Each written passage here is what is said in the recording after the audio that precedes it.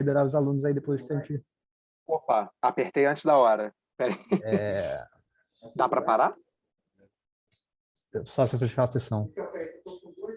Bom, se eu sair e entrar de novo, Bem, para? já temos 6 alunos de qualquer forma na sala, então pode iniciar os testes aí de qualquer forma do Aqui tem compartilhamento de o tela. stop recording. Eu posso botar um parar. Bom, boa tarde a todos, então. Bem-vindos novamente, né, à escola do CBPF, já o quarto dia. É uma pena, né, não poder receber vocês aqui pessoalmente, né, como é sempre e sempre foi. Mas, enfim, por outro lado, também é bom que muita gente que não estaria participando vai poder participar. Nem tudo é só ruim, né? Tem coisas boas também, né? Mas é realmente uma pena, né? A gente aqui no Diraquistão gosta de sujar as mãos de giz e poder confraternizar, discutir depois da aula, enfim. Na última escola, por exemplo, no final da escola teve uma confraternização um pouco maior, com direito a show, comes e bebes, né? Era o Tião que estava organizando. Foi bastante legal. Uma pena não poder chegar nesse ponto, mas a gente faz da forma que der, né? Algumas coisas antes de começar. Bom, em primeiro lugar, agradecer ao professor Elael e o Léo, né, por estar dividindo esse curso com eles. O professor Elael já fez ali uma grande contextualização, né, bem ampla, desde a pré-história da ideia de um monopolo magnético até os tempos atuais, né? O Léo, acho que conseguiu introduzir ele de forma excelente, didática, a ideia de monopolo, principalmente para o pessoal da graduação, mostrar que é acessível, é um assunto que está ao alcance de todo mundo, em todos os níveis, né? Dá para estudar em todos os níveis, né? Desde a graduação, quem está fazendo iniciação científica, até a pesquisa de ponta, né? A coisa que está sendo discutida na literatura hoje, né? E que vai estar sendo discutido, como eu vou comentar com vocês, mais ainda nos próximos anos, né? E tem chance real de trazer uma boa notícia, seja para a existência ou seja para a inexistência, né? Pelo menos de alguns tipos de monopólios, né? Então, bom, eu entro nessa parte agora, principalmente focando, né? O escopo do que eu vou falar hoje vai ser mais para o pessoal da pós-graduação.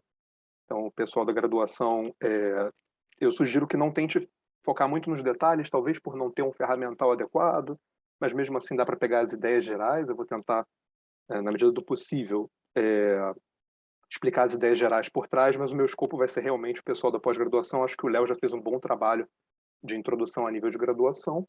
Deu bastante referência para vocês, eu falei na aula do Léo, repito, eu acho que é extremamente importante, né, ter essas referências em mãos, isso poupa bastante tempo, vocês já vão na direção certa, e cada uma das referências, principalmente se for review, né, já carrega várias referências, então é um ótimo ponto de partida, né.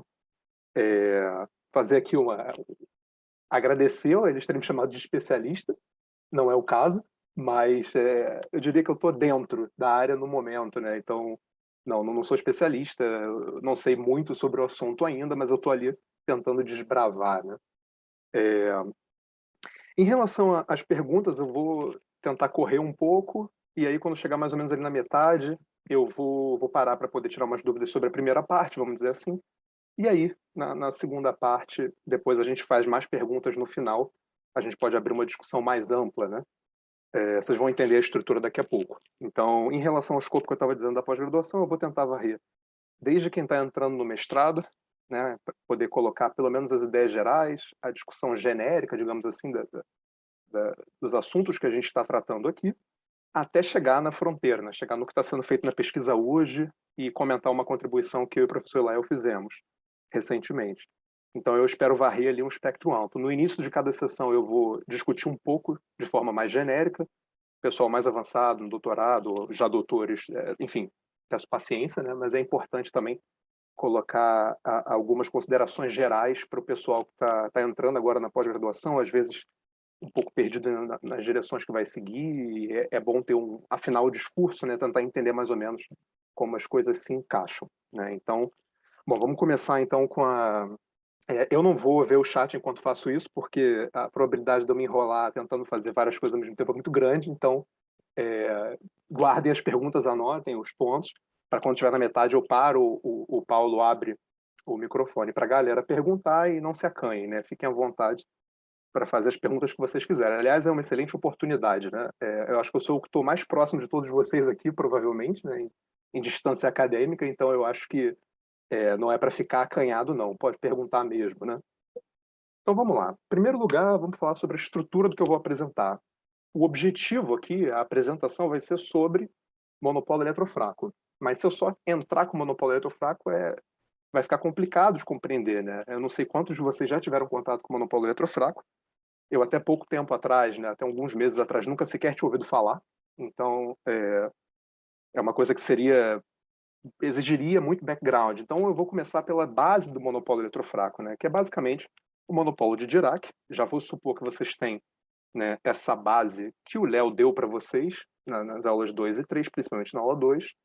E depois eu vou falar sobre a solução de Toft-Polyakov, que na minha opinião, é o trabalho que revolucionou, bom, o do Dirac, obviamente, revolucionou, criou a área do ponto de vista moderno, né? Mas eu acho que do ponto de vista atual, eu acho que a pedra de toque é o trabalho do Toft e do Polyakov, né? Então, primeira frase já, eu acho que essa primeira frase diz muito sobre o que muita gente pensa de monopólios e de outras físicas também, que ainda não foram observadas, né? Eu não acredito em monopólios, mas que eles existem, existem. Então, eu acredito, vocês vão vendo algumas frases que eu vou colocar, que existe uma crença muito grande na comunidade científica de altas energias, né, de diversos pesquisadores importantes da área, de que os monopólios estão aí para serem descobertos mais cedo ou mais tarde, né? Eu vou comentar um pouco o porquê disso. Então, eu coloquei uma estrutura aqui, a lá refeição italiana, né? A gente vai começar com uma introdução passando rapidamente sobre o monopólio de Dirac, que é uma coisa muito importante, né? E a gente vai falar um pouco mais longamente sobre o monopólio de Toft-Polyakov. Depois a gente vai entrar na principal, né? Que é o monopólio eletrofraco. E depois, como acompanhamento, eu vou comentar sobre a eletrodinâmica não linear, que entra na contribuição que eu falei, que eu fiz com o Elael. E depois, como sobremesa, eu vou comentar um brinde que você ganha na abordagem que a gente seguiu. E por último, as conclusões para tentar, né? Quer dizer, a gente vai começar do início, chegar no final, eu pretendo juntar as pontas depois, dizer basicamente o que a gente viu, qual é o caminho e para onde ainda tem que ir, né? Tem muita coisa para fazer. De novo, eu não pretendo ser exaustivo, eu vou falar um aspecto muito particular, né, dessa área, é o aspecto que eu posso falar, mas ela tem trocentos desdobramentos, tem diversas direções, tem muita gente fazendo isso de muito jeito e tem muita coisa quente acontecendo nessa área, né? Então vamos lá. Bom, em primeiro lugar, né, frase do Dirac, né? Estaremos surpresos se a natureza não usasse, né, o monopólio. Em que contexto que isso acontece? O monopólio, né, se você pega a eletrodinâmica que a gente usa para tudo hoje em dia, tudo a tecnologia que a gente usa em grande parte é baseada, né, na eletrodinâmica usual, vamos dizer assim. A eletrodinâmica usual, ela prevê, portanto, que a gente tem campos elétricos e magnéticos e que a gente tem cargas elétricas, né? As equações de Maxwell que descrevem isso, elas já de cara, se você não considera a existência de cargas nem correntes, ou seja, Maxwell livre, né? Ela já exibe de cara uma simetria. Ou seja, se você trocar E por B e B por menos E, você ainda obtém as equações de Maxwell, né? Existe uma transformação de dualidade nesse sentido, que preserva a estrutura das equações de Maxwell. Dito de outra forma, né, quem é campo elétrico e quem é campo magnético, o que você chama de quê, depende um pouco de como você define as coisas, mas existe uma forma de você ligar elas. Quando você coloca a carga, isso já não é mais verdade, né? Não tem como. Você tem carga elétrica e não tem carga magnética. Então, se você tenta preservar essa simetria de dualidade das equações de Maxwell, você não consegue, né? Isso seria um indicativo estético, digamos assim, da possibilidade de se encaixar monopólio. Então, se as equações de Maxwell, né, se a gente quisesse tornar elas mais simétricas, ou seja, se a gente quisesse estender o conceito de dualidade, de troca de campo elétrico por magnético, onde aqui eu estou falando de uma troca discreta, E por B, B por menos E, mas a princípio ela pode ser generalizada por uma simetria com θ genérico, digamos assim, com uma rotação em 1 nesses campos, né? Se você quer estender isso para um sistema com cargas, você basta colocar uma carga magnética ali, que obviamente não foi colocada por Maxwell porque não é observada, né? Ou pelo menos nunca foi observada na natureza. Até aí tudo bem. Esse conceito de dualidade certamente tem um caminho muito longo depois pela frente que a gente não vai tocar mais praticamente, mas é importante ter em mente que sempre que você tem uma teoria que tem duas descrições diferentes ou que tem alguma relação entre dois objetos dentro dela fundamentais, isso pode ser muito útil, e hoje a gente vê muitas possibilidades disso, né. Então, por exemplo, em algumas teorias de campo, você tem dualidade que permite você relacionar um sistema onde você tem um acoplamento forte com uma outra descrição da teoria onde você tem um acoplamento fraco. Existem diversos exemplos disso, por exemplo, em supersimetria. A ADS-CFT não deixa de ser, né, não deixa de ser usada para isso também, apesar de não ser minha área, não tenho muito o que dizer, mas o conceito de dualidade é muito útil quando você quer falar de algum lugar que tem um acoplamento forte, por exemplo, e outro lugar que tem um acoplamento fraco, porque a gente costuma usar a teoria de perturbação para descrever os fenômenos físicos em teoria de campos, e a gente precisa que o acoplamento seja fraco, e bem, não é bem assim sempre, né?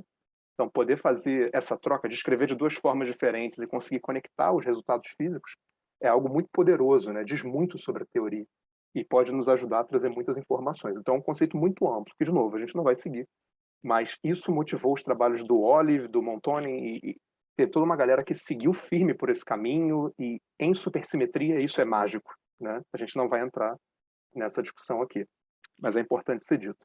Então, voltando, quando a gente tem o eletromagnetismo, portanto, é muito fácil colocar uma carga magnética ali. Cabe, tem espaço para isso, não tem problema nenhum, né? Naturalmente, a gente não observa, não tem razão para fazer isso, mas está tudo bem ali. Mas o eletromagnetismo, ele é incorporado dentro de uma teoria mais ampla, que é a eletrodinâmica quântica. Ou seja, quando você começa a levar em conta o fenômeno quântico para descrever o fenômeno eletromagnético. E quando você tenta colocar essa carga ali agora, cabe perguntar: será que dá para fazer isso de forma consistente com a mecânica quântica? Essa é uma pergunta fundamental, né? Você pode colocar a carga ali, falar que tem simetria entre campos, os observáveis são os campos A e B, beleza. Mas quem disse que isso pode ser feito de forma consistente com a quântica? Na quântica, a gente sabe que quem tem papel fundamental não são só os campos elétrico e magnético, a gente também tem o próprio potencial vetor, que apesar de não ser observável, ele pode levar a efeitos observáveis, como você pode pegar, por exemplo, o efeito Aharonov-Bohm. Sobre isso, eu sugeriria que vocês olhassem, por exemplo, para quem não conhece, as aulas de mecânica quântica do professor Ricardo Rattazzi. Vocês botam no Google Quantum Mechanics, Rattazzi, e vocês vão achar. Ele faz uma discussão de integral de caminho. Ele discute bem um pouco desses fenômenos, assim, bem rapidamente no final do curso, mas é uma referência boa para a vida, assim, para quem quer aprender integral de caminho, e traz um pouquinho essa discussão lá no final. Fora todas as outras referências que o Léo certamente já botou. Então a pergunta que você coloca é: na teoria clássica cabe a estrutura de monopolo? Será que ele é consistente com a teoria quântica? E essa é a pergunta que o Dirac vem responder, né? O Dirac mostra que sim, é possível tornar consistente a ideia de monopolo magnético na teoria quântica, né? Da forma que o Dirac introduz, ele supõe a existência de monopolo e verifica a consistência. Esse é um ponto muito importante da gente ressaltar. Não há necessidade da introdução de monopolo magnético. A consistência, a teoria permite a introdução, ela não pede, né? Mais do que isso, depois eu estou ressaltando esses pontos porque vai ficar claro mais na frente, né? A diferença entre outros tipos de monopolo. A gente não consegue prever coisas sobre o monopolo de Dirac, a gente não consegue prever a massa, a gente não consegue prever muitas propriedades dele. Ele é um objeto colocado ali, mas que, enfim, ele não era exigido e a gente não tem muita informação para ele. Então, respondendo já uma pergunta anterior, né, qual a dificuldade de achar os monopolos? As dificuldades experimentais são todas, a gente não sabe direito o que a gente está procurando. Hoje em dia a gente sabe um pouco melhor o que a gente tem chance de encontrar, e vai ficar claro isso mais para frente também. Então vamos agora ingressar, né, nessa rápida jornada, né, nesse antepasto, nessa entradinha de Dirac, para poder seguir em frente. Então, bom, monopólio de Dirac. Eu estou supondo que vocês estão vendo a minha tela bem, que não tem nada atravessando na frente de nada. Se não for o caso, se vocês não estiverem vendo bem qualquer coisa, Paulo, por favor, me avisa que eu aperto qualquer coisa que seja necessária aqui. Bom, monopólio de Dirac, então, o Léo já introduziu para vocês de forma bastante clara, bastante pedagógica. Eu vou fazer uma aproximação um pouco diferente agora, né? Vamos fazer a seguinte aproximação. Eu vou introduzir o monopólio na mão, que é assim que o Dirac fez, de certa forma, né? E vamos tentar ver se a gente consegue encontrar essas consistências, né? Essa consistência que o Léo falou, por um caminho diferente do que ele disse. Porque do ponto de vista usual, o que você faz é você introduz um objeto, você estuda as propriedades dele, você verifica a existência de uma corda, e aí você fala, a gente não observa a corda, a gente não tem corda nenhuma para ver, não é razoável, esse objeto seria esquisito, não parece real. Então, quais são as consequências de não observar a corda? A consequência de não observar a corda é a quantização da carga. Mas muito bom, né? A gente impõe que a gente não vê uma coisa que a gente não vê e a gente obtém como consequência uma coisa que a gente vê. Né? É fantástico. A existência de um só monopólio implicaria na quantização da carga como um todo. Né? É realmente fantástico se existir desse jeito. Né? Mas vamos ver um pouco mais sobre uma outra abordagem. Vamos considerar que existe uma carga magnética. Então, a equação 1 são as equações de Maxwell, escritas de forma covariante. Aqui a gente tem do lado esquerdo as equações usuais, aqui a gente está colocando uma fonte magnética qualquer. Se a gente coloca uma carga magnética na origem, a gente pode observar que teria um campo magnético, da mesma forma que uma carga elétrica gera um campo elétrico radial, a carga magnética geraria um campo magnético radial também, um análogo de lei de Gauss, né? Com essa cara aqui mais ou menos. Eu estou usando unidade diferente da do Léo, mas isso é imediato, pelo 4π aqui e não aqui, né? Bom, de forma grosseira, a gente pode dizer o seguinte: esse campo ter divergência não nula, diferente do caso do eletromagnetismo usual, está dizendo para a gente o quê? Que eu não consigo escrever esse campo B como rotacional de um A em qualquer lugar de forma suave. Não é possível, não tem como, né? Porque se fosse assim, a divergência seria nula. É um teorema simples, né? Supondo que as coisas fossem suaves, né? Do cálculo vetorial. Então isso não vai ser possível, vai ter que ter alguma singularidade em algum lugar, tem alguma coisa que não funciona bem. Então a gente fala que tem, a gente observa que tem, se a gente tenta definir esse potencial, como o Léo fez antes, vocês vão observar que aparece uma singularidade na forma de corda, né? Você tem, por exemplo, o eixo Z negativo inteiro singular. É importante notar que essa singularidade ela pode ser movida convenientemente usando transformações de calibre. Então, a gente observa que ela não tem um significado físico verdadeiro, e é isso que o Dirac tentou expressar, trazendo como consequência a condição de quantização. Essa corda não é verdadeiramente física, né? Ela é algo que a gente não consegue se livrar, dada a estrutura geométrica, topológica da teoria, mas a gente consegue mexer ela de acordo com a conveniência. Sempre que a gente consegue transformar, mudar alguma coisa de acordo com uma transformação de Gödel, de acordo com a conveniência do teórico, né? Eu costumo dizer que a natureza não se curva às vontades do teórico, né? Se você está conseguindo mudar alguma coisa, é porque provavelmente aquela coisa não é observável, não é física, né? Senão você não conseguiria fazer esse jogo, né? O que não quer dizer que não possa ter consequências, né? É importante ter isso claro, né? Então vamos lá, a gente pode tentar fazer uma abordagem, então, que foi conhecida como sendo Alá Wu Yang, que são um par de físicos que fez uma generalização do monopólio de Dirac para uma teoria não abeliana. E a gente pode se propor o seguinte: já que eu não consigo descrever esse campo magnético com um só potencial de forma suave por todo o espaço, vamos pensar da seguinte forma: pego o espaço todo, tiro um ponto da origem, que é onde está a minha carga. Né? Eu não vou conseguir descrever nada ali, eu já não consegui com o elétron, já tinha uma singularidade ali antes. Vamos tirar esse ponto. Então a gente tem o espaço todo menos o ponto onde está a carga. E eu falo, como é que eu posso descrever isso? Uma boa ideia é, pensa numa esfera, né? A gente não consegue descrever toda a esfera com uma coordenada só, não tem como, a gente precisa ali, né, para poder fazer essa descrição de, no mínimo, 2 cartas, se não me engano, que se chama. Então vamos tentar fazer uma analogia aqui, vamos tentar descrever o nosso potencial vetor que vai dar origem ao campo magnético, que seria de uma carga na origem, usando 2 potenciais, um no hemisfério norte, um no hemisfério sul. Muito bem, a proposta está aqui embaixo, a equação 3. Então esse cara seria o cara que está no hemisfério norte, esse outro que seria o que está no hemisfério sul. Note que há singularidades aqui, né? Se você tentar tomar o caso de θ igual a π, por exemplo, nesse caso aqui, você obtém uma singularidade, está claro que tem uma corda aqui, e tem uma outra corda aqui, só que no eixo Z positivo. Mas repara que nesse caso, essa corda de singularidade, esse problema, ele está no hemisfério sul, né? Está na parte de baixo. Não está incluído no nosso domínio de definição desse AN. Então a gente está definindo um AN, na região de definição dele, esse AN está show de bola, não tem singularidade nenhuma. Lembrem que a gente tirou a origem do domínio também. Analogamente para o caso sul, existe uma singularidade na parte superior, mas ela não faz parte do domínio de definição. Então a gente está definindo essa esfera por 2 partes, né? Naturalmente, para isso fazer sentido, ambos os campos têm que dar origem, ambos os potenciais vetores teriam que dar origem a um B, né, igual, é o mesmo campo magnético, senão a gente não está falando do mesmo objeto. E já que eles estão definidos em diferentes áreas, na região em que eles têm, né, uma interseção, eles têm que dialogar entre eles. Tem que ser possível você fazer uma transformação de gauge que leve um no outro. Afinal, eles estão descrevendo o mesmo objeto físico. E, de fato, com essa escolha aqui conveniente, a gente vê que no equador, né, onde teria a interseção entre as duas descrições, a gente consegue fazer uma transformação de gauge do tipo de baixo, com esse parâmetro de gauge aqui, conectando essas duas transformações. Então, repara que aqui a gente tá jogando com a ideia da simetria de gauge, que é o que tem por trás do eletromagnetismo. Então, a gente tem uma teoria definida que existe, né, que incorpora da forma mais simples possível a ideia de simetria de gauge, ou seja, a gente tem uma redundância na nossa teoria, a gente tem um determinado objeto que está descrevendo a física ali, mas com uma certa redundância, não uma simetria física, né, que vai dar origem a degenerescências observáveis, nada disso. É uma degenerescência na nossa descrição, é uma forma da nossa forma de descrever a realidade, que tem consequências teóricas também. Por exemplo, né, necessariamente a massa do fóton, nesse caso, se torna zero, para ser compatível com essa simetria. Né?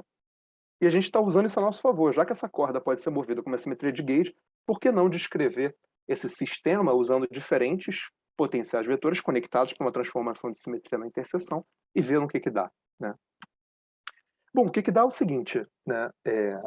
Isso que eu vou fazer agora não é formal, mas é formalizável. Né? É o mesmo argumento do Yang adaptado, vamos dizer assim, com um atalho. Então, uma vez que eu tenho essa descrição, eu posso fazer o seguinte: imagina que eu tenho essa carguinha na origem. Ela gera um campo magnético que está permeando todo o espaço radial. Muito bem. Eu estou interessado em pegar um elétron para dar uma volta. Eu vou pegar um elétron e vou dar uma volta num círculo C, né, ao redor desse campo magnético, ao redor dessa carga magnética. E aí a gente sabe que ao fazer isso, né, o que acontece? A função de onda desse cara que está passeando se transforma. Se transforma com uma fase que é proporcional à integral de caminho desse potencial vetor que descreve esse campo, né, por esse caminho. Vocês podem ver isso, por exemplo, naquela discussão do Léo de anteontem, de que a equação de Schrödinger, que descreve o psi na presença de um campo, né, ela tem uma invariância de gauge, você pode transformar, ela é invariante se você transformar simultaneamente o potencial vetor e a própria função de onda. Né? Bom, dito isso, você consegue escrever, então, se a gente está falando aqui de um percurso fechado, de um círculo ao redor daquela carga, a gente consegue descrever isso como sendo basicamente a integral de superfície do rotacional de A, que a princípio é B. Né? Então, o que a gente tem aqui é que se você pega o elétron para dar uma volta ao redor do campo gerado por uma carga magnética hipotética, né, o que acontece é que a função de onda dele pega uma fase que é proporcional ao fluxo de B por esse caminho. Né? Então, você tem ali aquele círculo, você tem um fluxo através dele, e esse psi se transforma por uma fase proporcional a esse fluxo. Muito bem. Se você pega esse caminho agora e imagina que você tem uma esfera, imagina que você tem um hemisfério superior que tem como borda, né, esse caminho em cima, e você tem um hemisfério, né, inferior que também tem como borda esse caminho. Repare, naturalmente, tem uma diferença nas orientações, que é importante aqui. Mas eu falo, olha, o fluxo passando por cima ou o fluxo passando por baixo, tanto faz. Aqui entra a aproximação que eu falei que não é formal, mas é formalizável. E no frigir dos ovos, o que você ganha tanto faz se eu escolher a superfície de cima ou a de baixo, né, para poder caracterizar isso. Tem que ter um valor só. Se você impõe isso, você diz que essas duas fases têm que ser iguais e que, portanto, se você passar para o outro lado, vamos dizer assim, né, dividir, você vai ter uma subtração ali de fases, mas como há uma orientação oposta, o que na verdade você tem é uma união desse hemisfério superior e desse hemisfério inferior formando uma esfera, efetivamente. Então você tem que a exponencial de uma integral de superfície do campo magnético de uma esfera vai ter que dar 1. Ou seja, o fluxo de B saindo da esfera toda na fase, multiplicado por esse fator de fase aqui, tem que dar 1. Isso implica para você que esse objeto aqui tem que ser alguma coisa do tipo 2π, né, para poder pegar esse I e dar 1 de fato. Então, o que você ganha se você usa a lei de Gauss magnética, o que é esse fluxo através da esfera de uma carga pontual na origem? Nada mais é do que a própria carga. Né? Essa é a lei de Gauss, só que agora na versão magnética. Então, dado esse mambo-jumbo que eu fiz aqui, mas que novamente é formalizável, né, o que você obtém de graça é a condição de quantização de Dirac. Você obtém que multiplicar a carga elétrica pela carga magnética vai ter que dar uma constante, vai ter que dar um 2π vezes algum número inteiro, né? Que foi a mesma coisa que a gente obteve quando a gente faz a discussão física da corda de Dirac, né? Então seria um caminho alternativo para vocês obterem a condição de quantização. Uma coisa importante de ressaltar que é o seguinte: notem que a condição de quantização traz embutido nela uma informação extremamente relevante. Se você tem que o produto de dois objetos tem que dar, digamos que você pega n igual a 1, que é o menor valor, vamos dizer assim, né, natural, né, sem ser zero. Você tem que E vezes Q teria que dar 2π. O que isso significa? Se o E é pequeno, e o E é pequeno, esse Q tem que necessariamente ser grande. Se o E fosse grande, esse Q tem que ser pequeno, porque o produto dele está dando uma constante. Então isso aqui já é uma expressão de que existe algum tipo de dualidade aqui. De que quando você tem um lado que é fracamente acoplado, você tem um outro lado fortemente acoplado relacionado, né? Então isso é um caminho naquela direção que eu falei que pode ser seguido. E mais do que isso já diz para você que o fenômeno que você está buscando provavelmente envolve acoplamento forte, provavelmente envolve algum problema em um zateiro de perturbação. Então essa é mais uma complicação para a busca experimental, né? Que eu vou falar um pouco mais à frente. Muito do que se faz se usa perturbação. Quando você não pode usar perturbação, as coisas ficam um pouco mais complicadas, né? Então isso basicamente encerra a parte do monopólio de Dirac. Eu queria comentar só uma outra visão. E eu vou perguntar rapidamente se alguém tem alguma pergunta fundamental sobre isso que foi falado para poder seguir em frente, porque tem muita coisa ainda para falar. E eu estou vendo que eu estou falando a beça. Se alguém tiver alguma pergunta óbvia aí que queira fazer. Ups. Caraca, como é que eu volto agora? Espera aí, foi.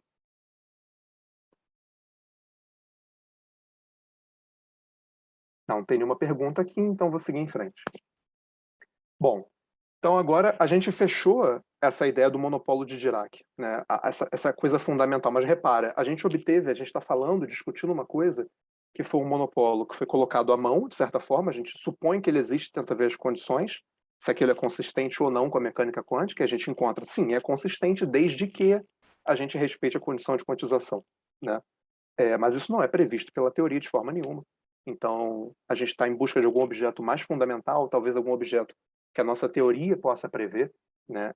E que dê informações, porque então, como é que eu começo a procurar esse monopólio? É uma situação muito difícil. A gente não sabe quais são as propriedades dele dessa forma, não há qualquer indicação clara de qual seria a massa desse monopólio. É uma pergunta fundamental, né? Se a gente quer achar esse objeto, é saber qual é a massa dele, por exemplo. A única coisa que a gente sabe é uma relação de carga, né? É nesse contexto, então, que vai vir a solução de Toft-Polyakov.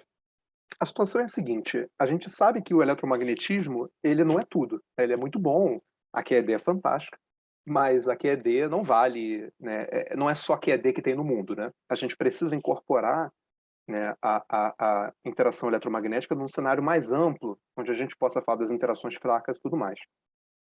Isso é feito hoje com o modelo padrão. Então a gente tem a teoria de campos, né, é o arcabouço matemático, é a estrutura conceitual que a gente usa para descrever as interações fundamentais, né, e a teoria de campos que descreve o que a gente observa hoje de interações fundamentais, excluindo a gravitação, é o que a gente chama de modelo padrão. Para quem não sabe direito o que é o modelo padrão basicamente, grosso modo, é a união de duas teorias, né? A teoria eletrofraca, que vai descrever os fenômenos eletromagnéticos e fracos, por um lado, e a cromodinâmica quântica, que vai descrever as interações fortes, por outro. Então, por interações fracas, a gente está querendo descrever, por exemplo, os decaimentos fracos, tipo o decaimento beta, interação eletromagnética todo mundo conhece. E as interações fortes são as interações entre objetos com cor, né? Entre quarks, por exemplo, que mantêm a estrutura, né, nuclear coesa. O modelo padrão é uma junção dessas coisas que nasceu no século passado e que vem exibindo assim sucessos fantásticos a cada dia. Óbvio que o modelo padrão não descreve tudo, né? Já de cara ele não descreve o fenômeno gravitacional, então já deixa de fora um bom pedaço dos fenômenos físicos. E mesmo dentro dele tem poucas coisas que ele ainda não consegue descrever, né? Por exemplo, a massa dos neutrinos.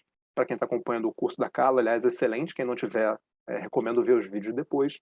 Né? Massa de neutrinos seria um exemplo claro de física que a gente tem certeza que é física nova, além do modelo padrão, usual, né? Pelo menos o inicialmente proposto.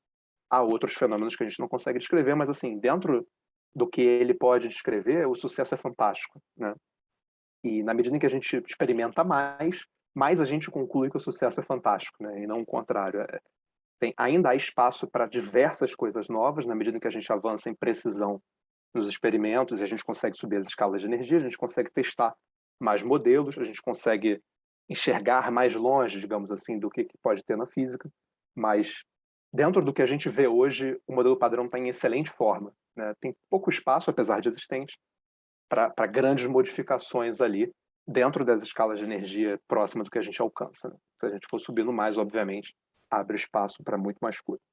Então, nesse cenário, né, de você estar buscando unificação, digamos assim, você pode se perguntar o que seria uma generalização, né? Será que o monopólio aparece em outro contexto? Será que ele aparece em outro tipo de teoria?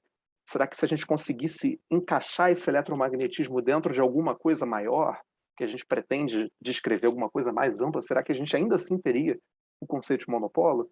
E aí a resposta fantástica dada pelo Toft, independentemente pelo Polyakov, é que sim, você consegue obter um monopólio até com mais qualidade, digamos assim, do que o monopólio de Dirac, né? Apesar de não ser tão simples e ser um ponto de vista completamente diferente. Então vamos começar essa descrição, né? Bom, aqui rapidamente, só comentando a frase do Polchinski, né? Uma frase bastante otimista, que a existência dos monopólios magnéticos parece ser uma das melhores apostas que alguém pode fazer, porque a ideia de monopólio ela permeia diversas áreas da física e aparece como consequência, como a gente vai ver rapidamente, de diversas teorias que incluem o eletromagnetismo como um pedaço, vamos dizer assim, né? Então, é bem razoável esperar que isso apareça em algum momento, né? No primeiro momento, antes de se falar de teoria eletrofraca, foi proposto um modelo de unificação, ou tentativa de unificação, usando uma teoria de gauge SU2, basicamente. Então, o modelo de George I. Glashow é basicamente uma teoria de gauge que tem como grupo de gauge o grupo SU2, em vez do 1 do eletromagnetismo, e que você tem um campo escalar na adjunta. Basicamente é um campo escalar que tem 3 componentes, vamos dizer assim, né? Esse modelo ele já incorpora os principais ingredientes da teoria eletrofraca. Em que sentido? Né? O modelo padrão ele é construído sobre alguns pilares bem fortes. Né? Um dos pilares é a simetria de gauge. Então, por trás de tudo tem um princípio de simetria, né? Mas assim, especificamente a simetria de gauge, de que você consegue descrever as interações fundamentais através desse arcabouço matemático da teoria de campos, que é a simetria de gauge. O outro ingrediente fundamental que o modelo padrão apresenta, e que já está claro aqui no modelo de George I. Glashow, é o fenômeno da quebra espontânea de simetria. Ou seja, quando você tem uma circunstância em que sua teoria toda possui uma simetria, mas que quando você busca o seu vácuo, o seu estado de menor energia, aquela excitação ali não respeita essa simetria. Então esses são os dois principais ingredientes do modelo padrão que permitem a gente descrever as partículas que são mediadoras das interações, as partículas que possuem, que recebem, que compartilham essa interação, que a gente consegue descrever o mecanismo de geração de massa, pelo menos a massa básica, vamos dizer assim, via mecanismo de Higgs, que é basicamente a junção desses dois ingredientes, né? O mecanismo de Higgs, ele nada mais é do que a ideia de quebra espontânea de simetria quando você tem uma simetria de gauge. Então você tem, que é exatamente o que a gente vai ver aqui. Uma nota para quem está um pouco mais na frente, falar de quebra espontânea de simetria nesse sentido de uma simetria global e de uma simetria local ou de gauge são duas coisas que são teoricamente bem diferentes, né? Porque uma é uma simetria que a gente diria genuína, que vai ter uma consequência física ali observável imediata, né? E a outra é só uma redundância. Então, hoje em dia se prefere falar, quando você fala da quebra espontânea de uma simetria de gauge, a gente prefere falar que a teoria de gauge está na fase de Higgs, né? Ela tem duas fases possíveis, a simetria preservada pelo vácuo, a simetria quebrada no vácuo.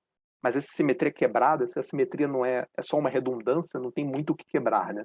Então o pessoal prefere falar sobre fase de Higgs, caso vocês vejam essa nomenclatura aparecendo na literatura, mas ficou usualmente aceito falar de quebra espontânea de simetria de gauge, então vamos continuar.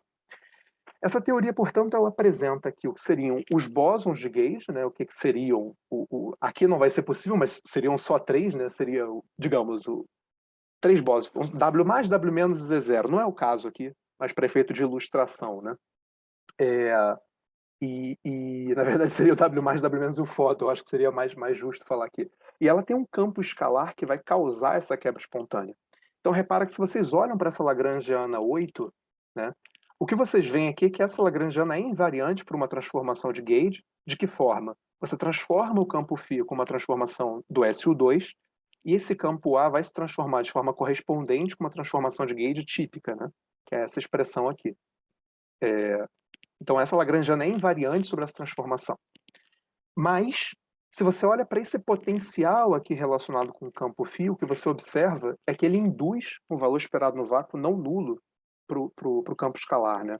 Então, se espera que numa configuração de mínima energia, esse campo adquira um valor não nulo, né?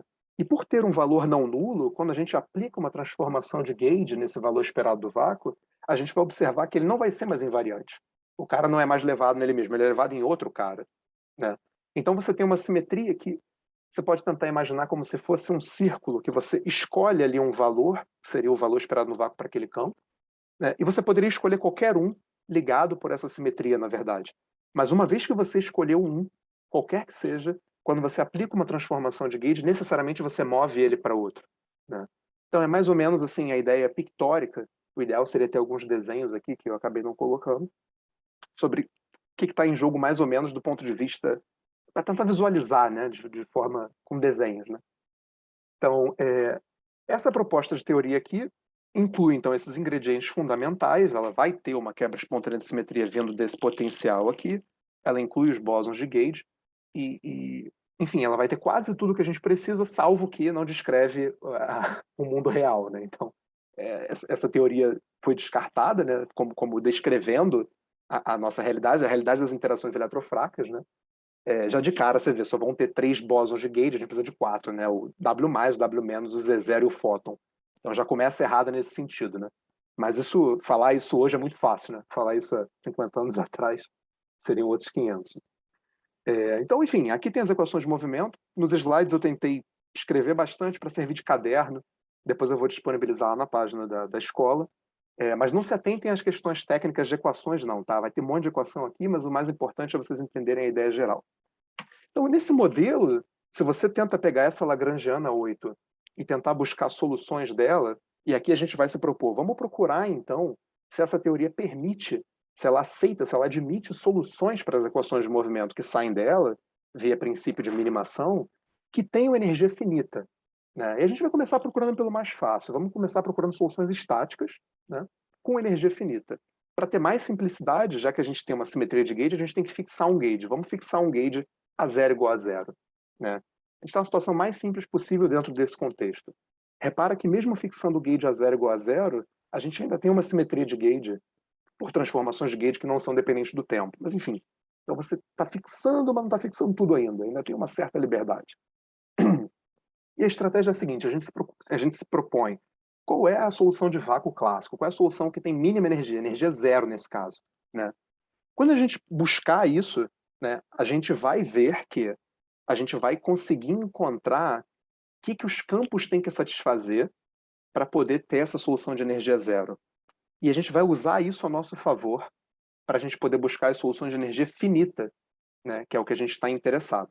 Porque o vácuo usual a gente consegue trabalhar, aliás, exercício, né, para quem quiser fazer, buscar quais seriam qual seria a solução de vácuo, digamos assim, que eu já estou escrevendo um pouco mais embaixo, né?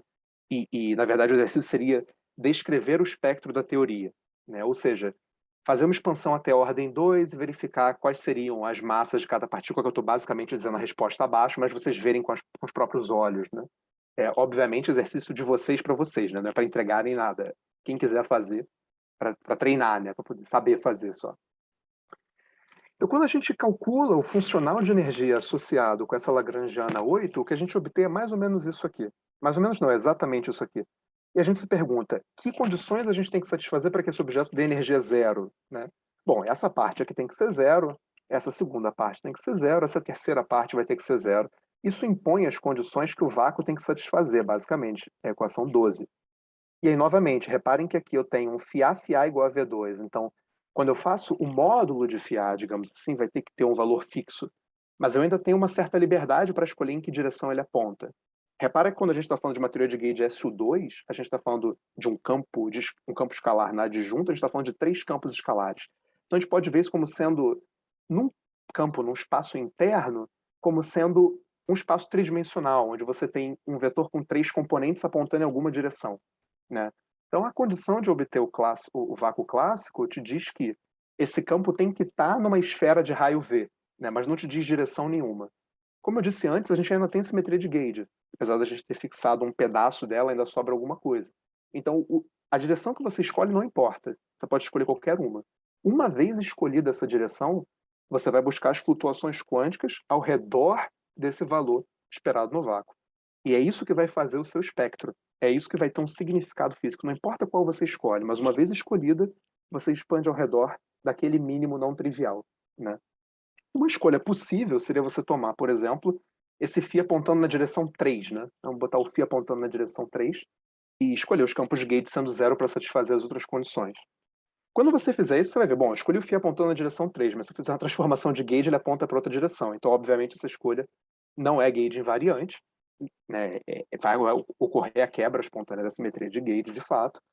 E vocês vão observar, se vocês fizerem essa conta, que quando você tomar o espectro, quando você tomar as perturbações ao redor dessa solução, o que você vai obter, na verdade, é que antes você esperava ter numa solução, numa situação onde você não tem essa quebra espontânea de simetria, você esperava ter lá os seus campos de gauge sem massa, os seus campos escalares com uma massa determinada ali pelo potencial. E o que você vai ver agora é que quando você obtém esse mínimo não trivial, que não é gauge invariante, um desses campos de gauge vai se manter sem massa. É justamente o que aponta nessa direção que você escolheu. Os demais vão obter massa. E os modos sem massa que apareciam escalares vão ser, que a gente chama, comidos, digamos assim, pelos bósons de gauge para dar massa para eles, né? Então, isso aqui é uma boa forma de você ver o mecanismo de Higgs acontecendo na frente dos olhos, né? Para um caso mais complicado do que o caso abeliano, mas ainda assim palpável, vamos dizer assim, né? O que acontece é que isso seria o espectro perturbativo ao redor de uma solução de energia nula. Agora a gente se pergunta, mas e se eu só quiser energia finita? Né? Energia nula, beleza, é o vácuo, tá tudo bem. E energia finita, o que eu consigo dizer sobre? Né? E aí o que a gente vai obter basicamente é, para considerar soluções de energia finita, você vai ter que ter essas condições que a gente está impondo aqui na equação 12, satisfeitas assintoticamente. Por quê? Você quer que essa integral aqui convirja. Se esses campos aqui forem constantes ou crescerem, né, de alguma forma, quando você fizer a integral, eles obviamente vão dar infinito.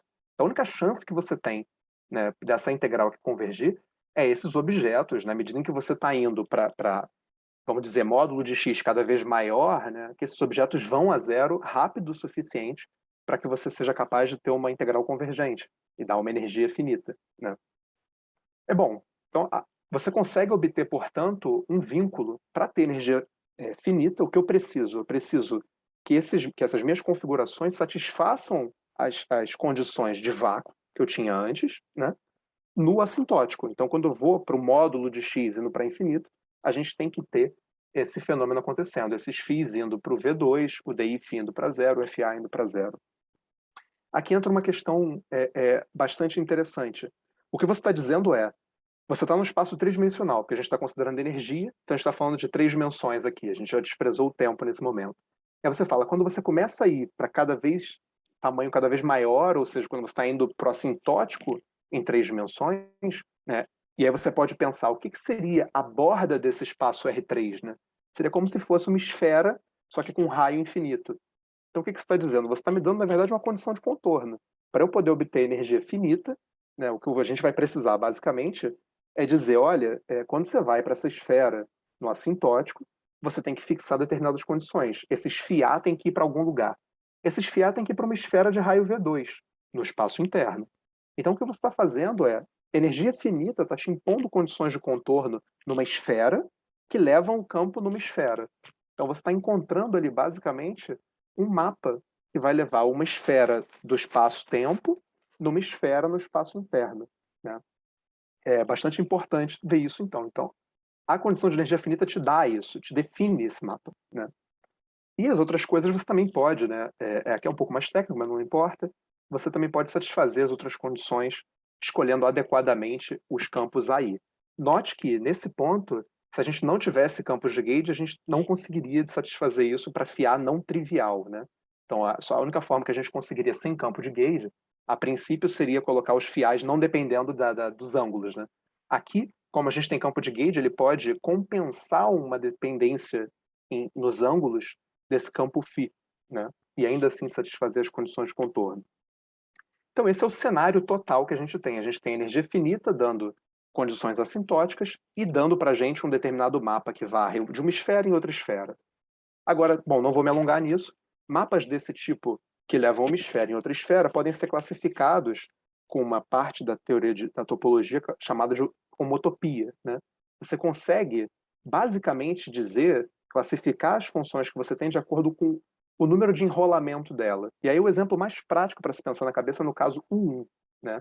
Vocês podem definir um mapa, por exemplo, exponencial de I θ. Se você fizer θ varrer de 0 a 2π, você tem alguma coisa que varre de 0 a 2π. Agora pega, por exemplo, exponencial de I 2θ, exponencial de I 3θ, exponencial de I nθ. Cada vez que você varre o θ de 0 a 2π, esses mapas vão varrer uma vez, duas vezes, três vezes o intervalo de 0 a 2π. Então, esses mapas são o que a gente chamaria de mapas padrão, né? São mapas que são representativos dessas classes, né? E a topologia diz para a gente, e obviamente eu não vou me alongar nisso, que qualquer função de S2 em S2, ou aqui no meu exemplo de S1 em S1, do círculo no círculo, pode ser deformado continuamente em algum mapa desse tipo. E que mapas de um tipo, ou seja, classificados por esse número, não podem ser deformados continuamente sem mapa do outro.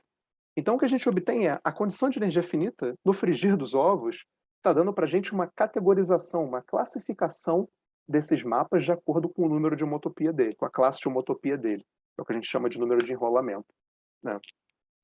A coisa interessante é que esse objeto topológico, nesse sentido, né, ele está associado a uma determinada corrente que é trivialmente conservada. Ou seja, se você tomar o dmi aqui desse caminho, você consegue ver trivialmente que, dada a antissimetria do epsilon, que esse cara dá zero. E aqui a gente fala que é uma corrente topológica, porque essa conservação não está associada com nenhuma simetria, não é uma corrente gineita, né? É uma corrente que é trivialmente conservada e que está associada a uma quantidade que está vindo de origem topológica, digamos assim. Se você tomar a carga conservada associada com essa corrente, você obtém esse objeto aqui. E a coisa interessante é, a ligação desse K com o número de enrolamento é esse Q, essa carga topológica associada com essa corrente conservada trivialmente, ele te dá exatamente o número de enrolamento daquela configuração. Então, se você usar uma configuração que não tem enrolamento nenhum, que é topologicamente trivial, ele vai te dar zero. Se ela tiver carga 1, se tiver o número de enrolamento 1, vai te dar 1. Então, uma configuração tipicamente usada, e é que o Toft considerou, é você pegar uma configuração do tipo o φ, ele tem que ir no assintótico, basicamente para V, né? Se você normalizar isso, ele teria que ir para 1, digamos assim. Você pode escolher o φ radial, ou seja, para cada ponto da esfera no assintótico, você tem que escolher uma direção para esse φ apontar. E aí você escolhe a direção que é exatamente a direção apontando radialmente, né? Como se fosse um ouriço, um porco-espinho, né? Essa é a configuração mais simples que tem. E aí é possível mostrar que você não consegue deformar isso em todos os pontos daquela esfera apontando só para cima, de forma suave. Não é possível, você não consegue fazer transformação de forma contínua. Então existe um impedimento topológico, digamos assim, de uma configuração dessa de você obter a outra. Isso é muito importante, né? Porque essas classes, portanto, são bem separadinhas, né? Você não consegue a partir de um ter outra. Por que isso é muito importante? Porque se não houvesse isso, qualquer configuração dessas de energia finita, porém não nula, poderia decair, né, nessa solução de energia zero. E como existe esse número que não permite essa transição, uma configuração com carga topológica 1 não vai nunca decair numa configuração de carga topológica 0, né? Então, se existe, não vou falar nomes ainda, mas basicamente, se um monopolo magnético existe, ele não se desfaz, né? Ele não pode sumir por aí, né? Essa é a ideia, basicamente. Então, vamos seguir. Bom, até aqui que eu falei, não tem monopólio nenhum, né? A gente está vendo que existe alguma estrutura topológica esperta por trás que está vindo, basicamente, da condição que a gente impôs de energia finita, né? Daí a ter um monopólio são outros 500. Agora vai entrar. Se você escolhesse essa direção, como eu te disse, no primeiro momento, né? Se a gente está falando do vácuo, você escolheu uma direção qualquer, você escolhe. Eu escolhi a direção 3 porque eu quero, né? E porque eu posso. E aí você tenta descrever a sua física ao redor disso, ou seja, quais são as perturbações ao redor, você vai ver que os campos de gauge vão ganhar massa, os campos escalares sem massa somem, pá. Mas aquela direção que você escolheu, a ela está associado um campo de gauge que permanece sem massa, né? A gente vai chamar ele de fóton, porque, bom, a gente tem um campo de gauge sem massa na nossa teoria. A gente está tentando embeber, a gente está tentando incluir o eletromagnetismo num grupo maior. Essa era a ideia inicial, no primeiro momento. E a gente vê que tem uma direção onde tem um cara sem massa. Parece um fóton, né? Tem cheiro de fóton, tem cara de fóton, vamos chamar de fóton. Mas eu escolhi essa direção porque eu quis, né? Você poderia escolher qualquer outra, né? E se você fizer uma transformação de gauge depois disso, esse cara já não está mais lá, né? Então não é uma coisa muito fixa. Depende de você escolher um vácuo, esse vácuo fica lá, né? Agora, a sacada do Toft foi: você consegue, dentro dessa teoria SU2, desde que você garanta que tem um campo escalar causando a quebra espontânea de simetria, você consegue definir um objeto complicado, né, que é esse objeto 17 aqui, esse tensor eletromagnético, que é gauge invariante. Então esse cara aqui é o candidato para fazer o papel de F-mini da nossa teoria eletromagnética, né? É importante ressaltar que ele é constituído, então esse eletromagnetismo que a gente está tentando achar dentro do SU2, de forma não trivial, de forma mais sólida, né? Ele é constituído não só dos campos de gauge, mas também dos campos escalares. Repara que aparece aqui de todas as formas, né? Na derivada covariante, no tensor energia-momento, no field strange. Esse objeto que seria o candidato a descrever o F-mini do eletromagnetismo. Mas esse objeto não está satisfazendo, se vocês tentarem verificar ou olharem na literatura, esse objeto não satisfaz as identidades de Bianchi. Ou seja, basicamente, se eu tomar a derivada do dual dele, não dá zero, né? Aí você fala, caramba, mas no eletromagnetismo dá zero, né? E como é que a gente faz agora? A gente está ferrado? Não, a gente não está ferrado. A gente ganhou o que a gente queria. Ele não satisfaz porque é uma quantidade não nula, que a gente já calculou anteriormente. É basicamente a corrente topológica. Então, esse objeto que o Toft teve a sacada de definir, ele está tentando descrever um F-mini, que vai dar origem a um eletromagnetismo que está guardado dentro dessa teoria mais ampla, que está tendo, basicamente, uma identidade Bianchi não trivial. Ele está dizendo para você, olha, tem alguma coisa ali que está fazendo o divergente do meu B dar diferente de zero, né? E esse cara tem uma origem. A gente não colocou ele na mão. Ninguém aqui colocou ingrediente nenhum. Ele surge naturalmente da topologia do problema.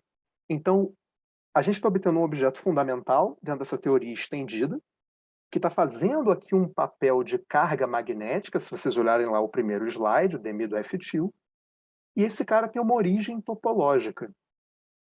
Se vocês, portanto, ele faz o papel de uma corrente magnética propriamente dita, e se você define o campo magnético associado com esse tensor F-mini, você obtém exatamente o divergente de B dano não nulo, que foi a discussão inicial, só que agora como uma consequência da sua teoria, não sendo colocado na mão. E com uma estrutura bem definida, não só uma origem topológica, mas todos os objetos aqui são construídos com objetos já da teoria, né? Muito bem. Se você calcula agora a integral desse divergente, o que você obtém é basicamente a carga, né, associada usando o teorema de Gauss. E você obtém basicamente que a carga magnética, portanto, é a carga topológica vezes uma constantezinha aqui na frente. Um comentário importante, né, que o Ellison fez quando viu essa equação, um colega meu lá do CBPF, foi: note que a gente já está vendo aqui uma cara de fenômeno não perturbativo. O acoplamento, em vez de aparecer no numerador, o acoplamento da teoria de Gauge está aparecendo lá no denominador. Já não está prestando para uma expansão em séries usuais, né? Usual, perdão. Então aqui já está com cheiro de não perturbativo. E quem está fazendo o papel da carga magnética é a carga topológica que a gente obteve anteriormente. Então essas coisas estão todas amarradas, né? Tem uma origem, não são colocadas na mão, né? E estão vindo da própria teoria. Bom, então tudo muito bom, mas ninguém disse que esses objetos que a gente está definindo satisfazem as equações de movimento, né? Então, daí a ser uma solução, né? Tem que satisfazer as equações de movimento. Então, o que o Toft fez foi, e o Polyakov independentemente, foi: vamos tentar pensar uma solução explícita, portanto, que tenha um Q igual a 1, que tenha uma carga topológica e, portanto, uma carga magnética associada àquele tensor eletromagnético e que dê uma solução explícita das equações de movimento. E aí eles consideraram basicamente aquela configuração que eu disse para vocês. Eles pegaram um cara que, reparem, é basicamente uma coisa apontando na direção radial, vezes um perfil aqui que tem que ser determinado, e um campo de gauge, que é basicamente uma coisa apontando, girando ao redor, vamos dizer assim, né, grosseiramente. E tentaram ver, né, tá tudo bem, mas para poder ter uma solução de energia finita, a gente tinha condições de contorno, isso impõe condição de contorno para esses perfis, que devem ser satisfeitas, né? E tem que se buscar uma solução para isso. No primeiro momento, solução analítica não existe, pelo menos não do meu conhecimento, não sem nenhuma aproximação, a gente vai discutir rapidamente a seguir, mas existe solução numérica. Então, eles provaram que esse ansatz aqui permite uma solução numérica que tem, né, associada a ela uma carga topológica não nula, não trivial e, portanto, uma carga magnética, daquele sentido, daquele tensor eletromagnético. E que se você usa, de fato, a definição desse tensor eletromagnético que ele deu ali atrás e calcula o campo magnético associado, o que você obtém é que, para grandes distâncias, esse cara se comporta precisamente como o campo magnético de um monopolo magnético usual.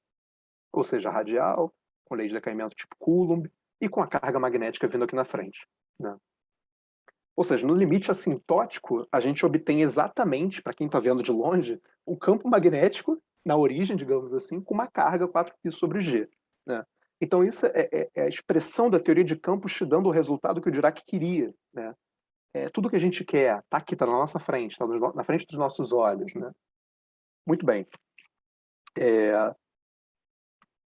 Bom, antes de eu continuar, vou falar, o único problema que a gente tem aqui tudo bem, mas o SO2 não descreve o mundo real, né? Então é tudo muito maravilhoso, mas infelizmente, né, o SO2 não é a teoria de George Glashow não é o que descreve a teoria eletrofraca, né? É a teoria do Glashow-Weinberg-Salam. Então, assim, é muito bom se isso fosse a teoria eletrofraca, a gente já tinha resolvido o problema, né? Mas não é o caso. Então, tá quase lá, né?